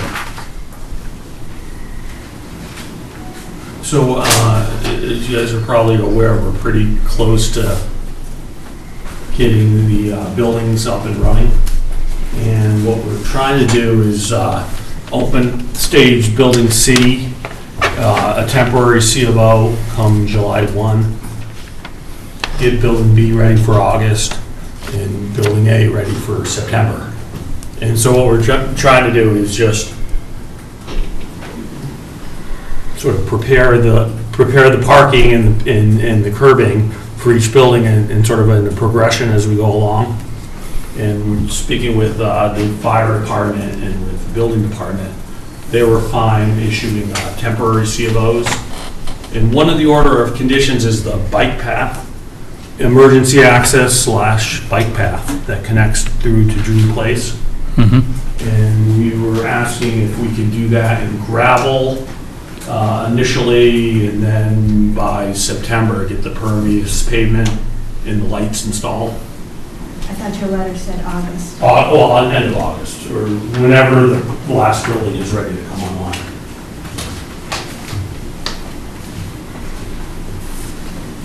Karen. I asked Mr. Gento to come in before the planning board because, as you are aware, the planning board had specific conditions for this project, and the project specifically said that the emergency egress public access path had to be constructed prior to occupancy of any building. And as Mr. Gento said, he has talked about having temporary occupancy for buildings. So I thought it was only appropriate that the permitting entity, as you guys were, make the decision. The fire chief has said that he would support it if it holds the weight of a fire truck. And so he would want to do a fire truck test out there at the site and actually put the fire truck on the gravel. And our consulting engineer has also recommended that, which I forwarded that to you as well. I guess one of the questions that needs to be asked is if Building B undergoes temporary occupancy and then the public... Building C? You're doing Building C first, right? Yes. Yes, Yep. if Building C goes first, then is the emergency egress taken out of commission in order to build it to its proper state? So if, while there's people in Building C, if temporary occupancy is granted, if the emergency egress isn't fully constructed until August, does it go out of commission at any one point? When you say out of commission, will probably be the time for pouring the pavement in August. Well, you'd have to prep it. We'd have to prep it And then you'd and have pour to the pavement, so that could take a couple days. But why would you go to that extent and put down gravel at this point in time, rather than not doing it according to the plan and save yourself all the gravel? It's a timing issue with the asphalt plant and getting on a contractor schedule and getting everything mobilized. We're looking to get the rent roll from Building C up and running, so just have some income coming in to defray some of our costs. It's just sort of a timing issue. But this also says that the fire department expects it to be paid by the 1st of August, right? Yes. So, I mean, you're not going to be ready until July, so you're talking about 4 weeks? Difference of 4 weeks? We're trying to move people in by the week of the 25th to 27th of June. You're not even finished siding it yet, are you? Yeah, we have. That's a long, There for are Building C. conditions that still haven't been met. We're working on those. We're pushing as hard as we can to get a June 30th move. Are you connected to sewer yet? Yes. The water and sewer fees were paid today? The water and sewer fees will be paid. Because they weren't paid when I checked yesterday. No, they haven't been. They'll be paid. I'm working with the bank to arrange that. That should take place next week. I think under the circumstances, and this goes back to something that you had said earlier, Steve, the plan is the plan, and the provisions and what we wanted on the plan should be done. rather than a temporary fix. You're only talking about 3 or 4 weeks. So, Steve, Well, what do you think? we're really talking, it could be 3 months between the time the first building opens and the last building opens. Yeah, but the fire department's saying they want to pay it by August, right? So, I talked to Al, he's fine with gravel on a continuous basis. He's not really looking for. You know what, that's not what this says. my problem is, Okay. once the temporary one goes in there, All the pressure's off. the pressure is off. You're right, Steve, the pressure's off. No, and then it never, ever gets finished. Well, you guys have the right to not issue the certificate of occupancies. We're just asking for temporary C of Os. And then the permanent C of O, I completely realize that all the conditions need to be met. We're just asking to work with us. We've got folks who are looking for a place to live, and they've been, we were trying to shoot for earlier in June, but the project is taking a little longer than expected. Well, the problem is that once we issue a temporary occupancy permit, the problem's now ours. It doesn't become yours, right? Because we now have people who are living there who, in order to enforce our conditions, we may force you to eliminate your temporary occupancy permit. And we're now throwing people out on the street. And we're not going to do that. You can't hold up the last building on that? We can hold up everything, right? I mean, True. And I think what we were trying to accomplish is to make sure all these things got done so that when people moved in, you know. I mean, we've got a bond posted and everything to make sure that that takes place. Yeah, I hear you. We don't want to deal with any of it, right? We don't want to have to. You know, I'm just get asking for a monies little to pay. consideration in helping us move people in. What other conditions have to be met before?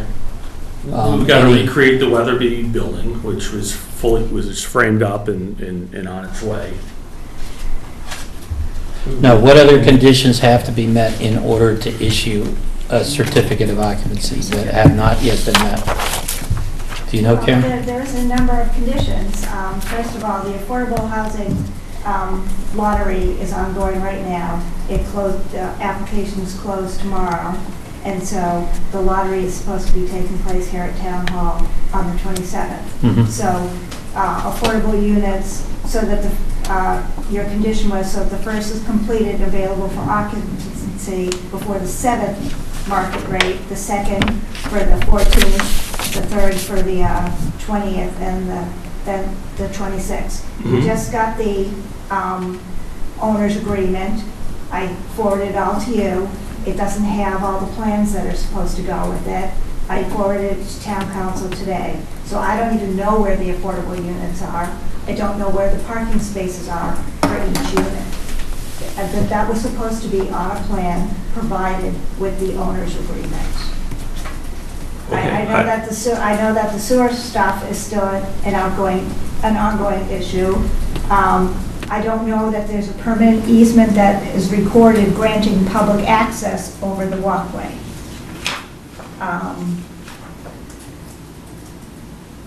There's an easement filed with the MBTA for the walkway.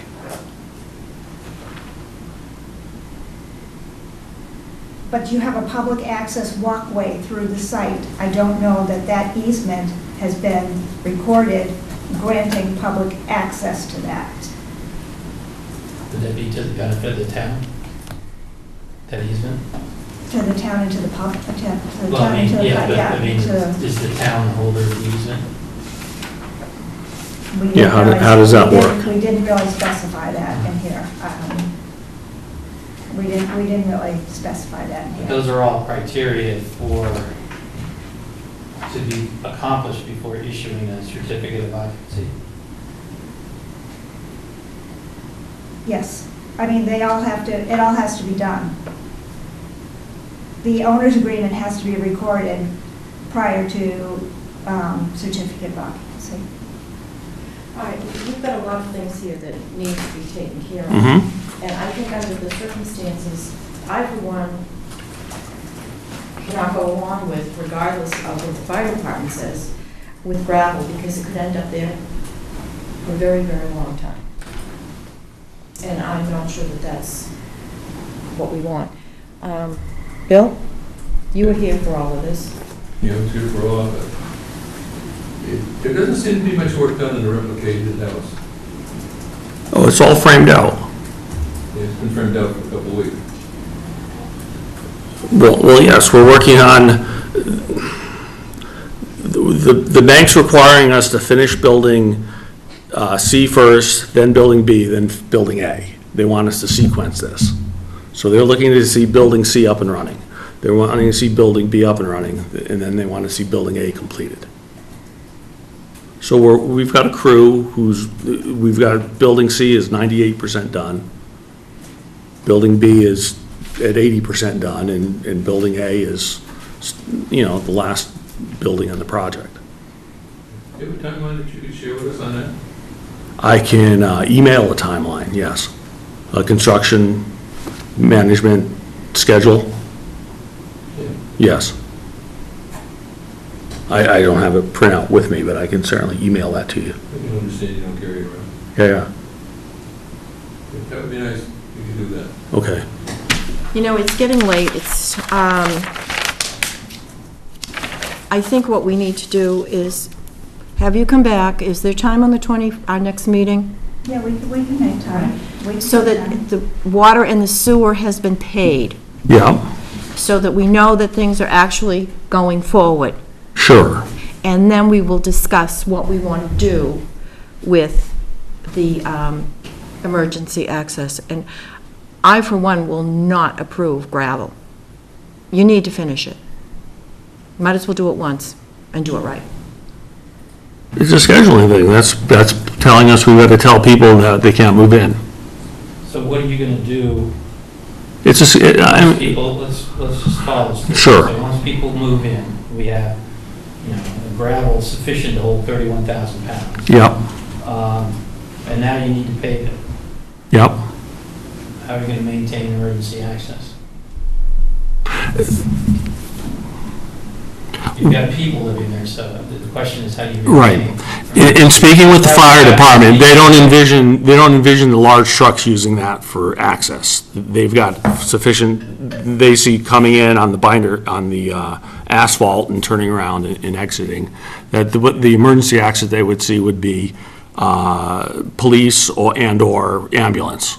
Right. And so what we would do is just have that be, have it be monitors of days of working. If anybody needs to get through, we move them off the site and let people through. Pretty hard to do, lay fresh asphalt. No, but 31,000 pound fire truck. When is the top coat going down too? Of all the pavement, you indicated last week, which they are making progress on the inside of the units. I mean, when I was walking in there last week, they're cleaning up. No, the units are complete.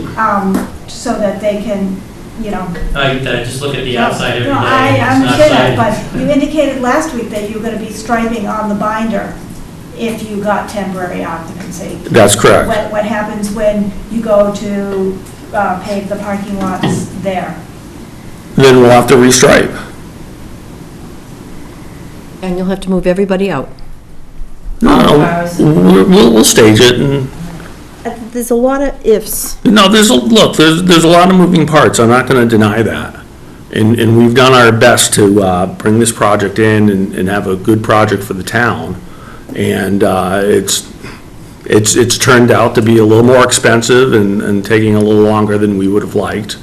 But we have every intention of having a nice project and bringing it to the town. We're just asking for a little leeway in being able to collect some rents to defray some of our costs. We're just trying to be reasonable. As are we. I have no intention of leaving a gravel pathway if my word's on the line that said we're going to be asphalting this thing. I mean, to suggest that that's my intention is a little bit, I don't know. I have a question. When you talk about gravel, what do you mean? Because that means a lot of things. Like, what type of gravel are we talking here? Just, my understanding from my contractor is we grade the ground level and we put in 4 inches of gravel, enough to, just so it doesn't mud up and, it's drivable now as dirt. Right? If it rains, it will get muddy and get rutted. Right. Big fire truck can't drive. Well, I understand what you're talking about with the asphalt plant and scheduling the pouring. It's the pervious pavement. But couldn't you do the base layers and the underlayment for the asphalt and just so that's done and just do that rather than just doing gravel and then having to remove it again? Yeah, but base courses. We could, but that's going to take it's going to take a while because we have an external engineer that has to be scheduled to inspect each stage along the way for that. Yeah, I mean, my understanding is it wasn't from my contractor's standpoint, that wasn't something that could happen between now and July 1. Okay. I would say come back to us at the next meeting with a definitive plan with deadlines and dates on how that's all gonna happen.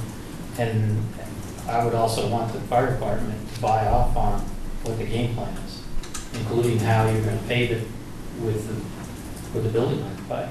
Okay. I mean, it just feels to me like, it feels out there, like, oh, we can't get to it right now, so we'll get to it. And I hear you saying you're gonna get to it, but Right. we've heard that a lot from people. Too many times. And, Well, we're waiting, we've been waiting for 3 years for a building to start construction over on a driftway. Yeah. Is it 3 or 4, Bill? On Fit Country Way? No. No.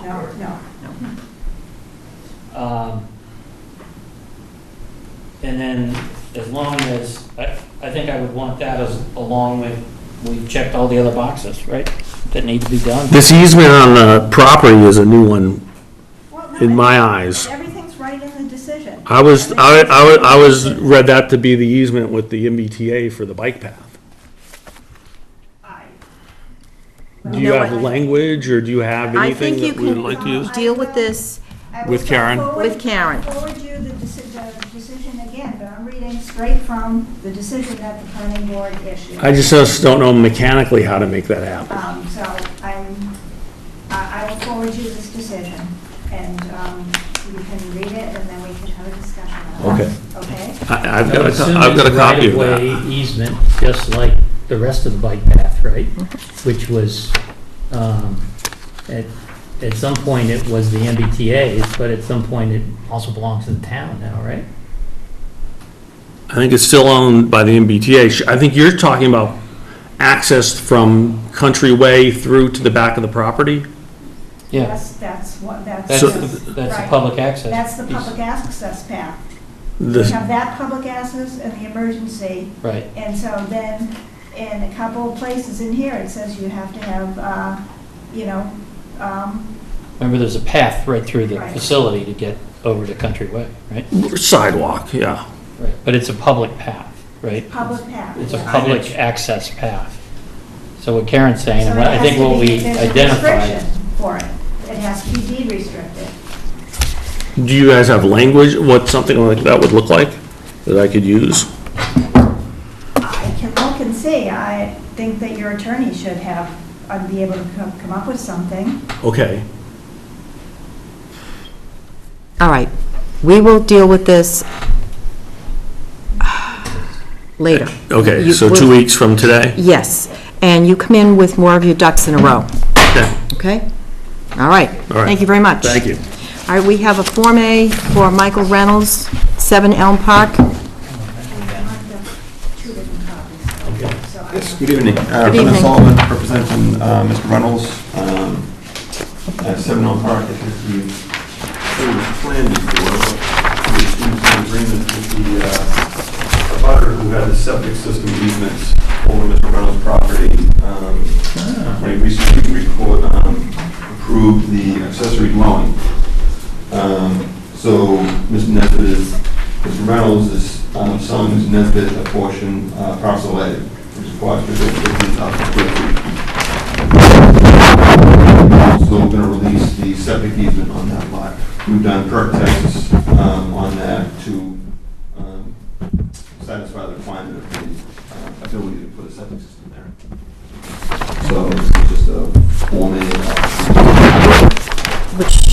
Non-buildable, right? Non-buildable. Yes. Okay. In and of itself. Okay. All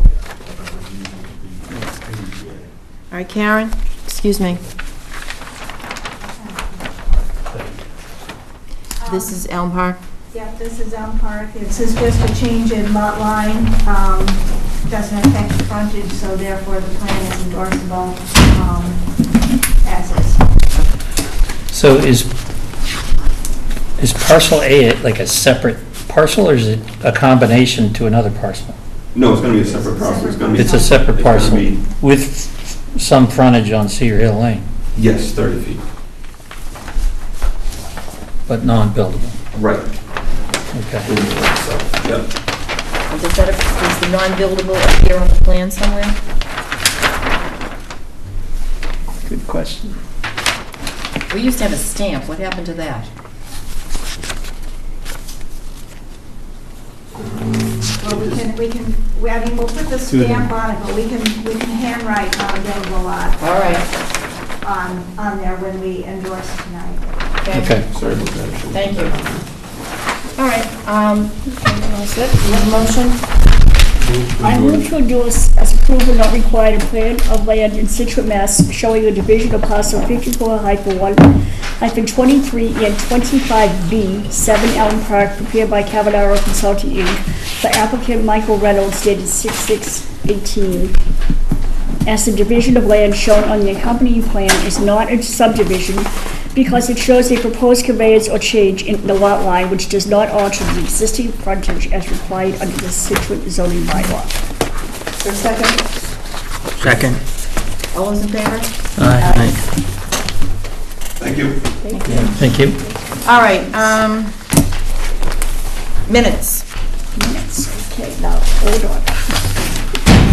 I move to approve the meeting minutes for May 24th, 2018. Is there a second? Second. All in favor? Aye. And I move to approve the requisition of $1,212.50 to Horseway Witten, Inc. for peer review for Seaside at Scituate Toll Brothers, Inc. for $119.21 to Karen Joseph for mileage, for $12.50 to Nancy Durfee for training video, for $37.74 to W.B. Mason for office supplies, for $4,000 to GZA Geo-Environmental Inc. for Scituate DPW Municipal Vulnerability Grant Application, for $15,045.91 to Marvell Homes LLC for surety release of common driveway, 529-531 Country Way, for $465 to Marvel Homes LLC for refund of planning board guarantee account balance, for $910 to Merrill Inc. for Curtis Estates 90 and Vinyl. Construction inspections, for $123.60 to Brad Washburn for mileage, for $4,000 to Doug Sharon for surety release for Athena Path, for $108.54 to Gatehouse Media for legal ad for 184 Country Way, for $108.54 to Gatehouse Media for legal ad for 10 Driftway, for $377.50 to Horseway Written Roof for Seaside at Scituate Toll Brothers, and for $22.50 to Brad Washburn for mileage reimbursement. Is there a second? Second. All in favor? Aye. Okay, liaison reports. Who has what? ZBA is, as you guys know, the Herringbrook Meadow 40B is chugging along, and it's very contentious as it has been from the outset, and there's going to be another hearing soon, and no big... How can they build in a puddle? If you guys want to comment, then we can make a comment. I mean, it's up to you. It doesn't make any sense. Well, he is very, very aggressive. Yeah, it's What's it? He's very aggressive, the developer. a lot of headbutting Yeah. going on.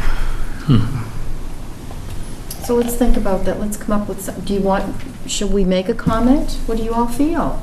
Well, Ben, the last time I remember what they said is that the sticking point now is you can't get ambulances and fire trucks behind the building.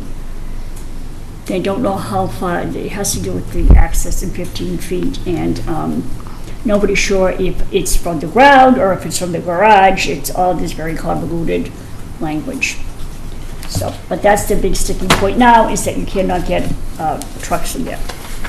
But this is a parcel that is going to get flooded periodically. Oh, yeah, They- and they don't they have really to- care about that. During flooding events, the plan is to, because the parking's gonna be underground, the plan is to have a lockbox with everyone's keys so that a third party could move the cars out if there's an impending That's completely storm. insane. That's ridiculous. He says he Is does it there all the time. infrastructure there? Now, No, I mean, how do you Under- get infrastructure? How do they get water and power and sewer and stuff over there? Well, there will be. I mean, there's Will be- Not will- to, not to the underneath parking, no. There won't be the sewer is, the septic field. they have an is- injection well. Is right. over on the side where they want to move the cars over onto the top of the septic field. And that's above the flooded level? well, depending on what you want to call a flood tide, that's also much Well, the- in consternation. The biggest tide. Yeah, well, Right. it's now, moon tide is 11 feet. There's dispute whether the last tide was 15-plus feet in January, Dispute by who? the engineer. Engineers. And, yeah, and he doesn't really believe, we have things to water and velocity, it's not standing puddles, it's moving water, it's very interesting to watch and learn a lot, but it's very contentious. Okay. If you'd like, I can ask Brad to start putting together a comment on behalf of the planning board. I think it should makes tie sense. into this grant, this municipal vulnerability grant. I think we should talk about all the infrastructure that's at risk here, not to mention the first responders who are going to be at risk. I mean, this sounds like, A disaster. this sounds like folly, you know? Yeah. It really does. And, once those garages flood for the 30th time, what does the concrete that's holding them up look like? What does the rebar in the concrete look like? It's all salt water, right? Well, the other thing. I mean, how are they even proposing to build the concrete walls to prevent corrosion of the rebar in the concrete? This just seems like they're trying to put a square peg in a round hole here. And the last time had to do with what happens when the septic system fails. Right. Yeah. And I they mean, don't that's- have any that's- response to that. That's just another piece of the infrastructure issue that, but the thing could look pretty bad in 5 or 10 years. I don't think it'd take that long to look bad. No. All right, anything? Would Brad put together sort of a draft on that, or some of the key issues? Well, ask him, Yeah. he's working with ZBA, so, Okay, all right. CPC met Monday night. There was a big presentation from Wampatuck. They were looking for a $300,000 playground. And the superintendent of schools was there. They already have 3 playgrounds on Wampatuck. But this one, I guess, is kind of shoddy. It's falling apart. It's a few years old. So they're looking for CPC money Yeah, for it? 300,000. I thought Toll Brothers was going to build them A a field. giant Field. a ball field, A that's. ball Yeah. field. So it was suggested that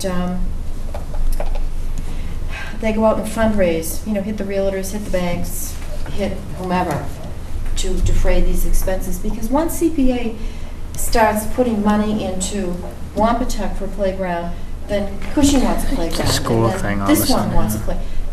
No. So, we'll see what happens. I think they want to come to the planning board soon too. Oh, good. And ask for an informal discussion. Always happy to talk. Always. And then EDC met last night. We're going to try to rehab the little park or grass plot, if you will, that's behind Dunkin' Donuts and Rocco's and next to the old taxi stand. Put up a kiosk there. We're putting an ad in the pocket guide, a number of other things. Plus, we're having a meeting the 25th at the brewery with the stakeholders in Greenbush because there's so much going on. So much. And so it's all... Is anybody revisiting the parking adventure on Cole Parkway? Well, we're going to look at that adventure at some point. Traffic rules, anything? No? Okay. I thought of one other thing. Yes. Water Resource Committee, as you guys remember, they came to talk to us about the water offsets proposal. They think they plan to move to discuss that with the selectmen pretty soon, and they're kind of wondering if we would write a endorsement letter for that, so. I would be supportive of that.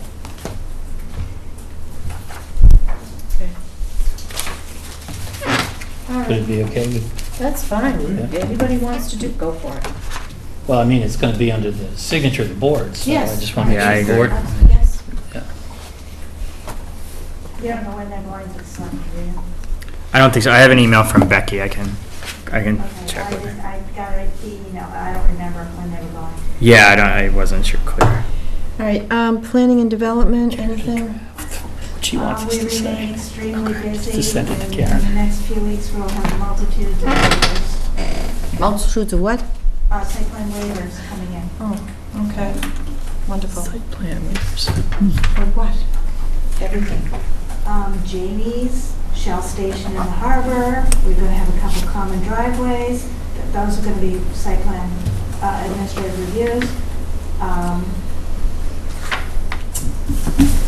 The Morning Glory site, the morning, yeah, and we've got a couple informal discussions too. So we remain extremely busy, and I think I sent you an email that we approved the tree cutting line at 90 and Vinyl, and so I imagine this week that they cut some trees down, although I haven't been by. Have they moved the house? And didn't they have a big water leak at the house? There was something that went on there. That was a, yeah, That that was was a pre- water leak, but I don't know any more about that, but. All right. Can we make sure we have the right dates for the next few months? So I have it on my calendar right? Yeah. It's the 28th 28th of June, and the 12th, 12th of July, the 26th, 26th, August 9th, August 9th, okay, August 23rd, okay. September 13th, That's where I went wrong, okay, and September 27th. all right. Is anybody taking a vacation this summer? God, I hope so. We live beautiful here. Where will we go? I know, really, we're already at the beach. We're already at the beach. Okay. All right, is that all, Karen? Yeah, that's. Okay. Anything else, people? I'll entertain, Second. all in favor? Aye. All right, what needs to be signed here?